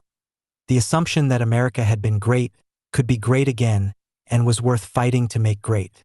This was faith, not in fantasy, but in the possibility that the trajectory of decline could be reversed. That the experts who said manufacturing was gone forever might be wrong. That the consensus that said you can't confront China might be based on fear, not wisdom. Visual. Trump at rallies, specific focus on his conviction, his certainty. Narrator. And this is what made Trump psychologically different from his predecessors on China. He actually believed America could win. Not hoped. Not wished. Believed. Visual. Split screen. Trump's confidence/expert warnings of disaster. While economists warned that tariffs would crash the economy, Trump believed American leverage was strong enough to force China to negotiate. While foreign policy experts warned that confronting China would destabilize Asia, Trump believed American power was sufficient to realign regional dynamics.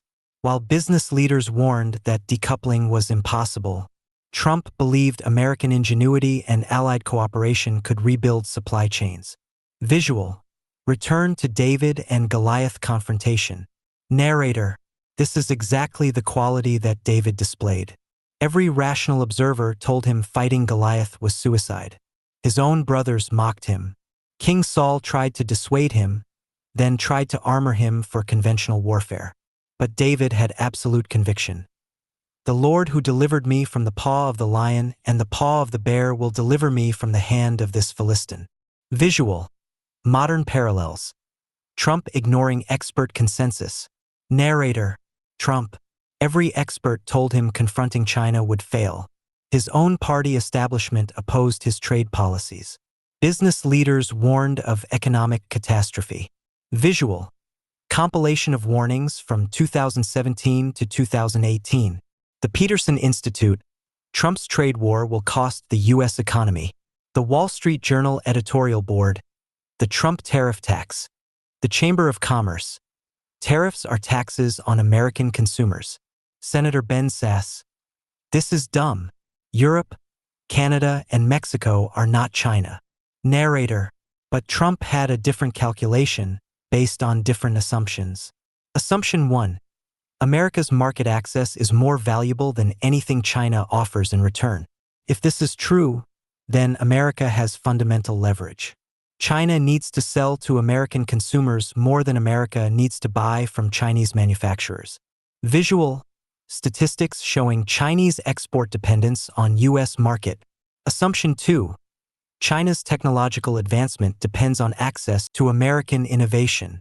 If this is true, then cutting off that access cripples China's ability to achieve its Made in China 2025 goals. Visual. Semiconductor supply chain showing American choke points. Assumption 3. Allied nations will choose America over China when forced to choose. If this is true, then public confrontation and pressure will work better than quiet diplomacy. Visual. Timeline of allied nations restricting Huawei. Choosing sides. Assumption 4.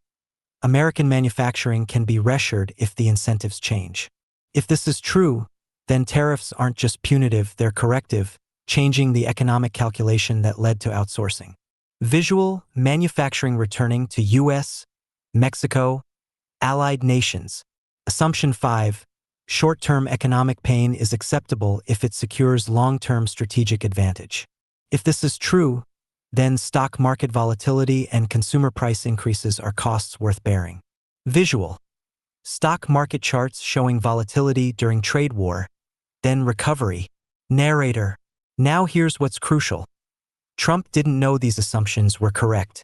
He believed they were correct. He had faith they were correct.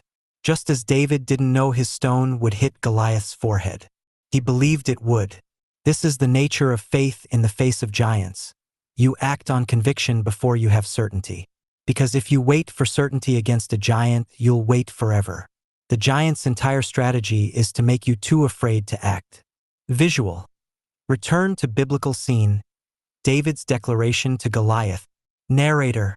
You come against me with sword and spear and javelin, but I come against you in the name of the Lord Almighty, the God of the armies of Israel, whom you have defied. Notice what David is doing here. He's reframing the entire confrontation. Goliath sees this as large warrior versus small warrior. Obvious outcome. David sees this as enemy of God versus servant of God. Different outcome. Visual. Trump reframing China relationship in speeches and statements. Narrator. Trump did the same reframing with China. The establishment framed it as rising power versus status quo power. Accommodation necessary. Trump framed it as economic predator versus victim. Confrontation justified. The establishment. China's growth is natural and inevitable. Trump. China's growth is built on theft and cheating. The establishment. We must manage China's rise. Trump. We must stop China from stealing our future. Visual. Side-by-side comparison of framing in speeches. Narrator. This reframing changed everything. Because if China's rise is natural and inevitable, then accommodation is wisdom. But if China's rise is based on violating rules and exploiting American weakness, then confrontation is justice. If trade deficits are just natural market outcomes, then accepting them is economic literacy. But if trade deficits reflect systematic manipulation and predatory practices, then fighting them is self-defense. Visual. American workers, communities affected by China trade. Narrator. And this is where Trump's faith connected with something deep in the American psyche. The belief that America shouldn't accept victimhood. The belief that when challenged, America fights. The belief that American workers deserve better than being sacrificed on the altar of corporate profit maximization. Visual. Rally footage, worker testimonials, community responses. This wasn't sophisticated policy analysis. This was moral conviction. We're being taken advantage of. We're going to stop it. We're strong enough to win. Simple, direct, based on faith in American power and American exceptionalism. Visual. Economic data from 2018 to 2019. Narrator. And here's what the establishment missed while warning of catastrophe. The economy didn't collapse. Visual. Economic statistics overlay. 2018, 2.9% GDP growth, unemployment at 3.9%, lowest in decades, stock market up despite volatility. 2019, 2.2% GDP growth, unemployment at 3.5%, 50-year low, continued job growth. The predicted recession from tariffs? Didn't happen. The predicted mass unemployment? Didn't happen. The predicted collapse of consumer spending? Didn't happen. Visual. Economists looking puzzled. Revising predictions. Narrator. Because Trump's faith-based assumptions were proving more accurate than the experts' model-based predictions. Assumption 1. America's market access is more valuable than China's. Proven. China felt more pressure than America did. Assumption 2. China depends on American technology. Proven. Huawei couldn't build advanced products without American components. Assumption 3. Allies will choose America when forced. Proven. European countries began restricting Huawei. Assumption 4. Manufacturing can be reshored. Proven. Companies began shifting supply chains out of China. Assumption 5. Americans will tolerate short-term costs for strategic wins. Proven. Trump's approval ratings held steady despite trade war. Visual. Each assumption checked off with supporting evidence. Narrator. This doesn't mean Trump's approach was perfect. It doesn't mean there weren't costs. But it means his faith-based conviction that America could confront China and win was more accurate than the experts' fear-based conviction that confrontation would fail. Visual. Xi Jinping looking strained in 2019 speeches and appearances. Narrator. And China was feeling it. By late 2019, China's manufacturing sector was contracting. The yuan had depreciated to its weakest level in a decade. Foreign investment was slowing. Supply chains were shifting to Vietnam, India, Mexico. Visual. Economic indicators, capital flight, manufacturing data. Most critically, China's technology sector was vulnerable in ways it had never been before. Huawei's smartphone sales outside China plummeted without Google services. Chinese semiconductor companies couldn't produce advanced chips without American equipment. The Made in China 2025 timeline was suddenly in jeopardy. Visual. Huawei sales charts. Semiconductor production gaps. Narrator. And this exposed something crucial about the giant. For all his size, for all his apparent strength, for all his 40 years of taunting, Goliath had critical vulnerabilities. The gap in his armor was real, and David's faith that he could hit that gap was proving justified. Visual. Trade negotiation footage. Chinese delegation in Washington. Narrator. December 2019. After 2 years of escalating confrontation, China agreed to Phase 1 trade deal. The terms: $200 billion in additional Chinese purchases of American goods over 2 years. Commitments on intellectual property protection. Commitments on forced technology transfer. Currency manipulation pledges. Enforcement mechanisms that allowed tariffs to snap back if China violated terms. Visual. Deal signing ceremony. Document details. Narrator. Was it everything Trump wanted? No. Was it everything America needed? No. But was it more than any previous administration had extracted from China through confrontation? Absolutely. Visual. Comparison to previous trade agreements with China. Because previous administrations had never been willing to impose real costs, they'd never gotten real concessions. They'd gotten promises, statements of intention, commitments to dialogue. Trump got enforceable commitments backed by the threat of resumed tariffs. Visual, expert commentary, grudging admission of partial success. Narrator, even critics had to acknowledge something had shifted. The Peterson Institute, which had warned disaster from tariffs. The Phase 1 deal includes some significant commitments from China. The Council on Foreign Relations. Trump's aggressive approach achieved more concrete commitments than previous administrations. Visual, return to biblical scene. The moment of impact. Narrator, in the biblical account, there's a specific detail about the moment David's stone strikes Goliath. Reaching into his bag and taking out a stone, he slung it and struck the Philistine on the forehead. The stone sank into his forehead, and he fell face down on the ground. Visual, classical artwork. The impact, Goliath beginning to fall. The stone sank in. Not a glancing blow, not a lucky hit, a precise strike to the vulnerable point. And Goliath fell forward toward David. Because that's the physics of momentum. The giant was moving forward confidently, and the sudden catastrophic injury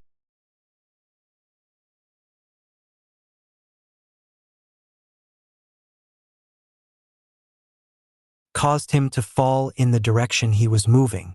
Narrator, this is a crucial detail because it tells us something about faith-based strategy versus fear-based strategy. Fear-based strategy tries to avoid the giant, minimize contact, accommodate, hope the giant goes away or becomes friendly. Faith-based strategy moves toward the giant, creates confrontation, targets the vulnerability, forces resolution. Visual, Obama-era China policy versus Trump-era China policy comparison. Narrator, Obama's approach to China was fundamentally fear-based. We can't afford to alienate our largest trading partner. Confrontation would destabilize the global economy. We need Chinese cooperation on climate change, North Korea, Iran. Every reason was valid. Every concern was real. But the cumulative effect was paralysis. Visual, Trump's approach, direct, confrontational. Trump's approach was fundamentally faith-based. We're strong enough to absorb the costs of confrontation. China needs us more than we need them. Stability that enables our decline isn't real stability. And crucially, I trust my read of this situation more than I trust the experts who've been wrong for 40 years. Visual, American flag, inspirational imagery. Narrator, this is the faith factor in action. Not blind faith, not ignorant faith, but the faith that comes from deep conviction that your cause is just, your analysis is sound, and your civilization is worth fighting for. The faith that America's best days aren't behind it. The faith that American workers aren't expendable. The faith that American innovation can outcompete any rival if given a fair playing field. The faith that principles matter more than quarterly earnings. Visual montage of American achievement past and present. Narrator, this is what made Trump's China policy historically significant. Not just in what it achieved, but in what it represented. The return of American faith in American exceptionalism. Not as jingoistic bragging, not as mindless nationalism, but as the conviction that America has a unique role in the world, and that role is worth fighting to preserve. Visual, Reagan City on a Hill speech excerpt. Ronald Reagan. I've spoken of the shining city all my political life. In my mind, it was a tall, proud city built on rocks stronger than oceans, windswept, God-blessed, and teeming with people of all kinds living in harmony and peace. A city with free ports that hummed with commerce and creativity. Narrator, for a generation, American leaders had stopped believing in that vision. Or if they believed it, they weren't willing to fight for it. They'd replaced American exceptionalism with global partnership. Replaced American leadership with multilateral consensus. Replaced American strength with fear of disruption. Visual, Trump at rallies, American flags, patriotic imagery. Narrator, Trump, for all his flaws, all his crudeness, all his departures from presidential norms, brought back something essential: the willingness to believe that America could stand up to giants, the faith that confrontation could succeed where accommodation had failed, the conviction that America didn't have to accept managed decline. Visual: David standing over fallen Goliath. Narrator: and just as David's victory over Goliath wasn't primarily about physical combat, it was about restoring Israel's faith in their God and their destiny. Trump's confrontation with China wasn't primarily about tariff rates and trade balances. It was about restoring America's faith in America. Sound: music swelling to climax. Visual: split screen dissolving, ancient and modern becoming one image. Narrator: faith doesn't guarantee victory. David could have missed. The stone could have bounced off Goliath's armor. But faith makes victory possible. Because without faith, you never take the shot. And for 40 years, America hadn't been taking the shot. Visual: slow fade to impact imagery. Trump took the shot. Sound: single sharp impact sound. And the giant stumbled. Visual: fade to black, then illuminate chapter 3.1. Narrator: but here's what every David learns after striking Goliath. The battle isn't over when the giant falls. The real test is what happens next. Chapter marker: 40:00. The New World Order. Act 3. The Confrontation. The Direct Clash of Titans. Visual: slow motion, ancient stone striking Goliath's forehead morphing into modern trade war impact visualizations. Sound: reverberating impact, followed by spreading shockwaves across global economic networks. Narrator: in the original David and Goliath story, the stone's impact creates 3 immediate effects. Visual: classical artwork sequence showing the 3 moments. 1. Goliath is stunned. The giant who had been supremely confident suddenly realizes he's been wounded in a way he never anticipated. 2. The watching armies freeze. Both sides, Philistine and Israelite, are shocked into momentary paralysis. This wasn't supposed to happen. 3. Momentum shifts. The psychological balance of power reverses in an instant. The side that was cowering suddenly sees possibility. The side that was confident suddenly feels vulnerable. Visual: transition to 2018 to 2019 trade war, showing these 3 effects in modern context. Narrator: when Trump's tariffs hit China, really hit, not as symbolic gestures but as systematic economic pressure, the same 3 effects rippled across the global system. Chapter 3.1. The Single Combat.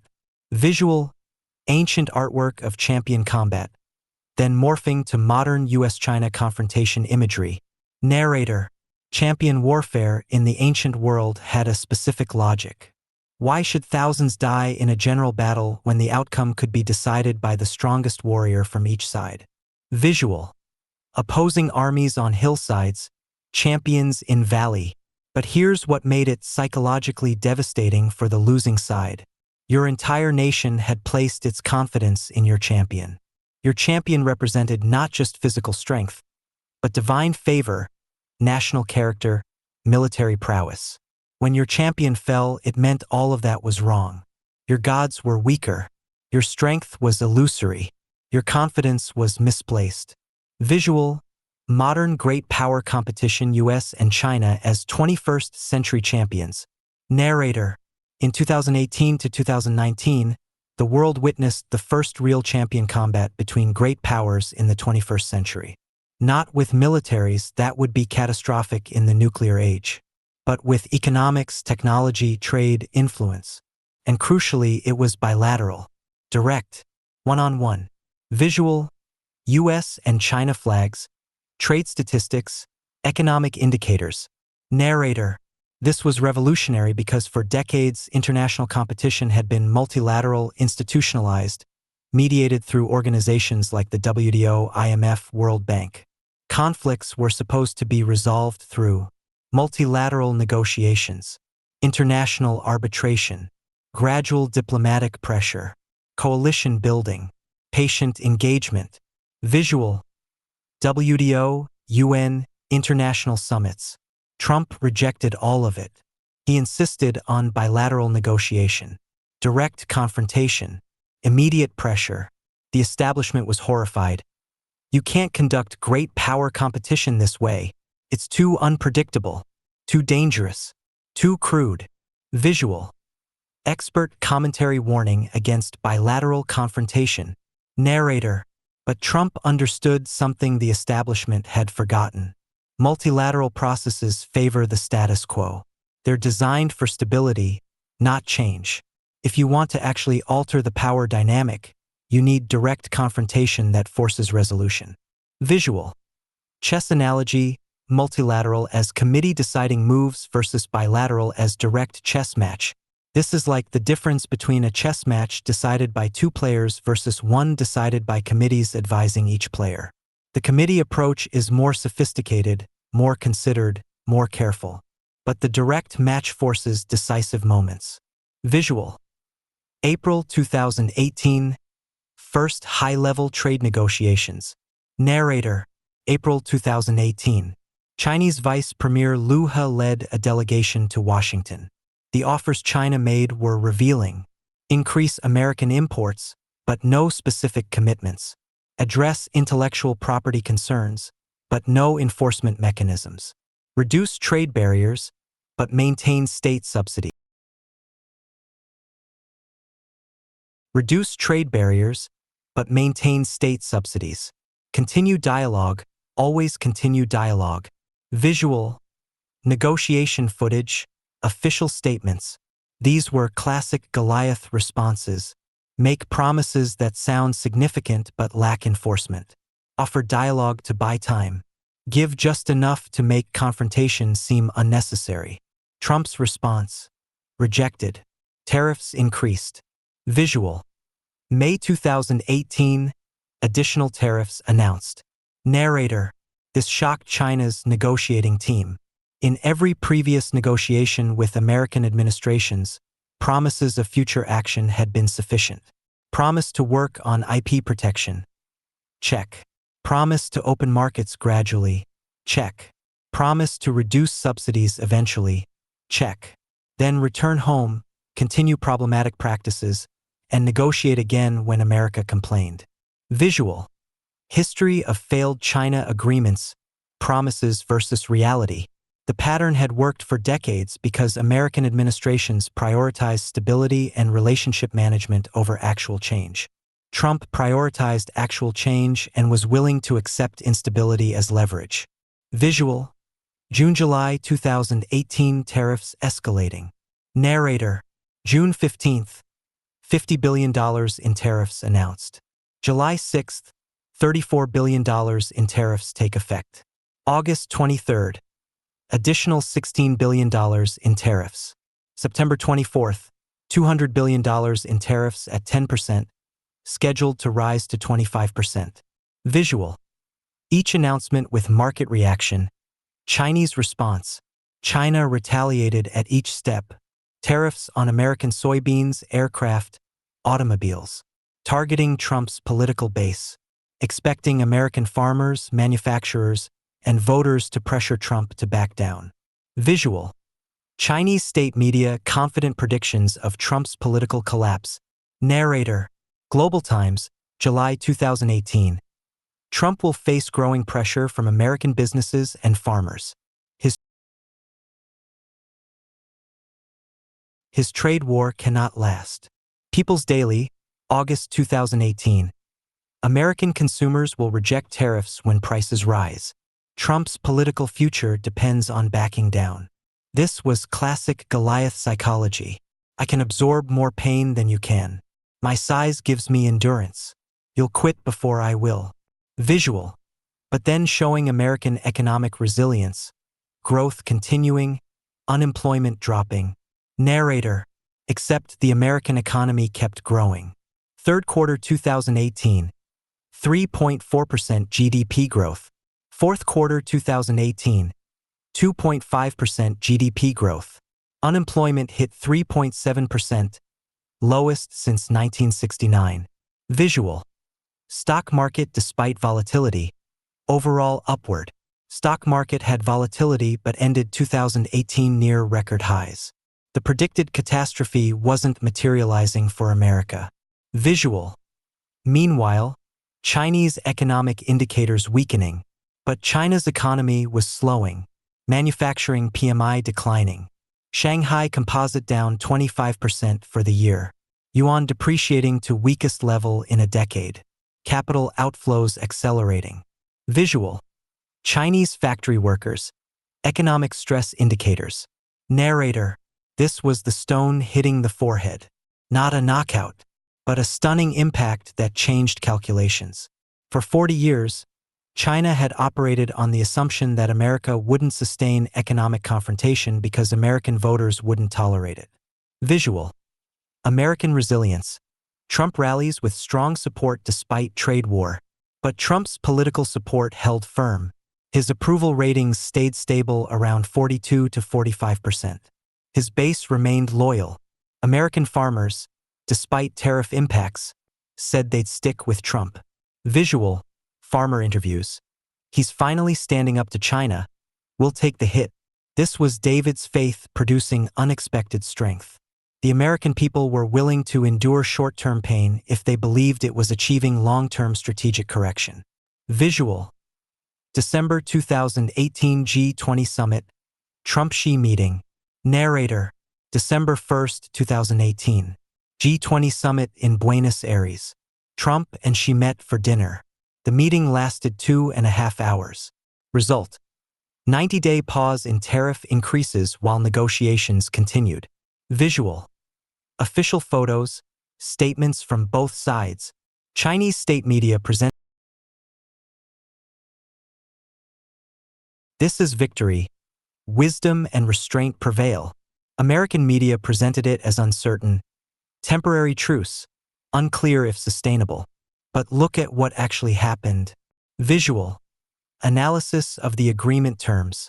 China committed to immediately purchase American agricultural, energy, and industrial products. China committed to negotiate on structural changes. IP protection, technology transfer, agriculture, services, non-tariff barriers. If no deal in 90 days, American tariffs would increase to 25%. Narrator. This was Goliath stunned, trying to recover. Not defeated, not surrendered, but acknowledging for the first time that the shepherd boy's stone had hit hard enough to demand a response. Visual. January-April 2019 negotiation rounds. Narrator. For 4 months, negotiations continued. Teams traveling between Washington and Beijing. Detailed discussions. Draft agreements circulating. And then, May 2019, everything collapsed. Visual. May 2019, China backs away from commitments. According to U.S. Trade Representative Lighthizer, China reneged on commitments they'd made in the negotiating text. Specifically, they deleted language requiring changes to Chinese law. They wanted promises without enforcement. Visual. Trump's response. Immediate escalation. Narrator. Trump's reaction was swift. May 10th. Increased tariffs from 10% to 25% on $200 billion in Chinese goods. Threatened tariffs on remaining $300 billion in Chinese imports. Visual. Trump tweet. China should not have tried to renegotiate. China should not have tried to renegotiate. This was a critical moment. China had assumed they could engage in their normal pattern. Make commitments, then renegotiate the commitments, then delay implementation, then renegotiate again. Standard procedure that had worked with every previous American administration. Visual. David refusing to negotiate after stone struck. Narrator. But David doesn't negotiate with Goliath after the stone strikes. He moves forward to finish the confrontation. And Trump's escalation sent a clear message. Attempting to renegotiate commitments will result in increased pressure, not accommodation. Visual. Chinese shock. Emergency Politburo meetings. Narrator. This genuinely shocked Chinese leadership. They'd calculated that Trump needed a deal for his 2020 re-election campaign. They'd assumed he'd accept a partial agreement to claim victory. They'd believed American business pressure would force compromise. All standard Goliath assumptions about dealing with smaller opponents. Visual. American business community split response. Narrator. And some American businesses did pressure Trump. U.S. Chamber of Commerce. Tariffs are hurting American businesses. Business Roundtable. We need de-escalation. Tech companies. Our supply chains depend on China. Visual. But Trump doubling down. Trump's response. We're doing this for your long-term benefit, whether you see it now or not. This is faith-based leadership in action. Believing your strategic analysis is correct even when constituencies you're supposedly helping are asking you to stop. Visual. May-June 2019 crisis point in trade war. Narrator. May-June 2019 represented the true crisis point. Tariffs at 25% on $250 billion in goods, with $300 billion more threatened. Stock market volatile. Supply chains disrupting. Negotiations deadlocked. Chinese state media aggressive. China will never surrender to American pressure. American critics intensifying. This trade war is destroying value. Visual. Goliath on his knees. Wounded but dangerous. Narrator. This is the moment in the biblical story where Goliath is on the ground, wounded but still dangerous. David could have stopped, could have declared victory, could have backed away. But the battle isn't over until the giant can no longer fight. Visual. Huawei ban, May 2019. Narrator. May 15, 2019. While trade negotiations were deadlocked, Trump struck at China's technological crown jewel. Executive order banning American companies from using telecommunications equipment from foreign adversaries. Huawei added to Entity List, blocking American component and software sales. Visual. Huawei logo, technology components, global operations. Narrator. This was targeting the gap in Goliath's armor with precision. Huawei wasn't just a company. It was China's flagship for technological leadership, the symbol of China's transition from manufacturing to innovation. And it was critically dependent on American technology. Google's Android operating system, Qualcomm's mobile processors, Intel's server chips, Micron's memory chips, Western Digital storage, Corning's glass, ARM's UK, but licensed from US technology chip designs. Visual. Supply chain diagram showing American dependencies. Narrator. Without access to these components, Huawei couldn't build competitive smartphones or telecommunications equipment. Within weeks, Huawei smartphone sales outside China plummeted. European countries began reconsidering Huawei 5G contracts. Huawei's ambitious global expansion stalled. Visual. Huawei sales charts, European policy reversals. Narrator. This was Stone 2 technology controls, working exactly as designed. While Stone 1, tariffs, created general economic pressure, Stone 2 created specific strategic pain targeting China's future ambitions. Visual. Chinese response, rare earth threat. Narrator. China's response revealed both their desperation and their limitations. They threatened to restrict rare earth exports to America. Rare earths are critical for high-tech manufacturing, defense systems, smartphones, electric vehicles, wind turbines. China produces 80% of global supply. Seemed like powerful leverage. Visual. Rare earth elements. Mining operations. Applications. Narrator. Except, rare earths aren't actually rare. They're just expensive to mine and refine in environmentally compliant ways. America had rare earth production capacity that had been shut down because Chinese production was cheaper. Within months of the threat, American companies announced rare earth mining reactivation. Australia, Vietnam, and other countries announced expanded rare earth production. Visual. Global rare earth production announcements. This illustrated a crucial point about the confrontation.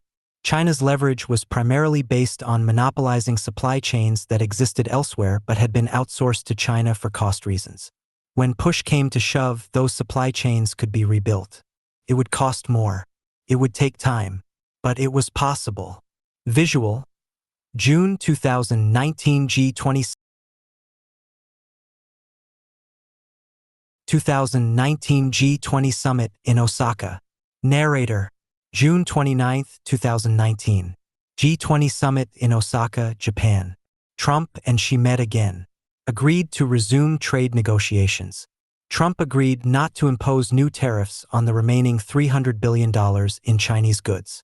China agreed to purchase American agricultural products. Visual, meeting footage, handshake, official statements. Narrator, superficially, this looked like de-escalation. Step back from the brink. Return to negotiation. But look at what had changed.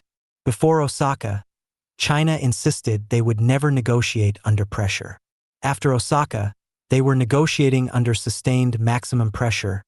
Existing tariffs remained at 25%.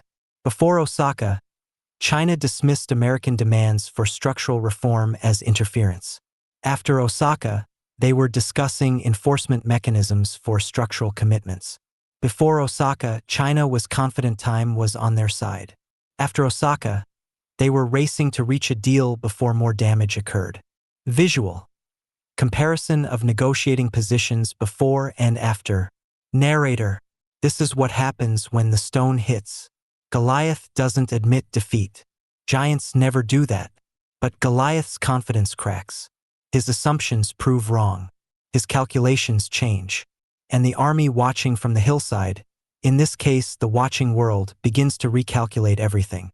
Visual, global reactions, other nations watching, recalculating their own China relationships. Narrator, because the confrontation between America and China wasn't just bilateral. It was a test case watched by every nation trying to navigate great power competition. If America confronted China and failed, every nation would know. Accommodation is the only option. Align with China or be left behind. If America confronted China and succeeded, every nation would recalculate. Maybe China's rise isn't inevitable. Maybe there's room to push back. Visual, European nations, Asian nations, developing nations watching closely. Narrator, this is the true significance of champion combat.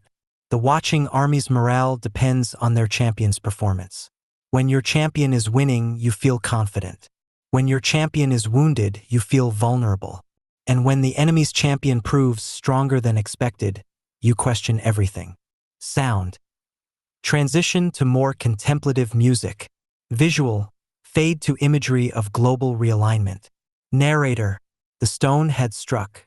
Goliath was wounded, but the battle wasn't over. Because David still had to do something that required different courage than throwing the stone. He had to finish the fight.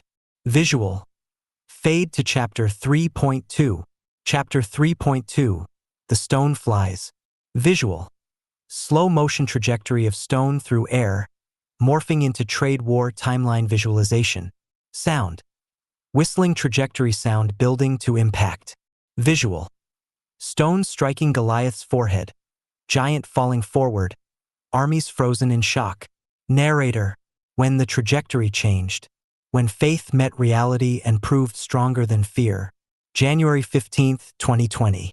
After 2 years of confrontation, China signed Phase 1. $200 billion in purchases, IP protections, technology transfer limits, currency commitments, agricultural access, enforcement mechanisms allowing tariff snapback. Visual, signing ceremony, then reveal the deeper meaning. Narrator, but here's what the signing actually represented. For 40 years, China had never made enforceable commitments to structural reform. For 40 years, American administrations had accepted promises without penalties. For 40 years, the giant had faced no consequences. Trump changed that calculation permanently. Visual, global implications spreading like shockwaves. Narrator, within months, the world transformed. Europe reconsidered Huawei. India banned Chinese apps. Australia investigated Chinese influence. Japan accelerated supply chain diversification. Taiwan became strategically critical for semiconductors. The stone didn't just hit one giant. It shattered a 40-year consensus that China's rise was inevitable and confrontation was impossible. Visual.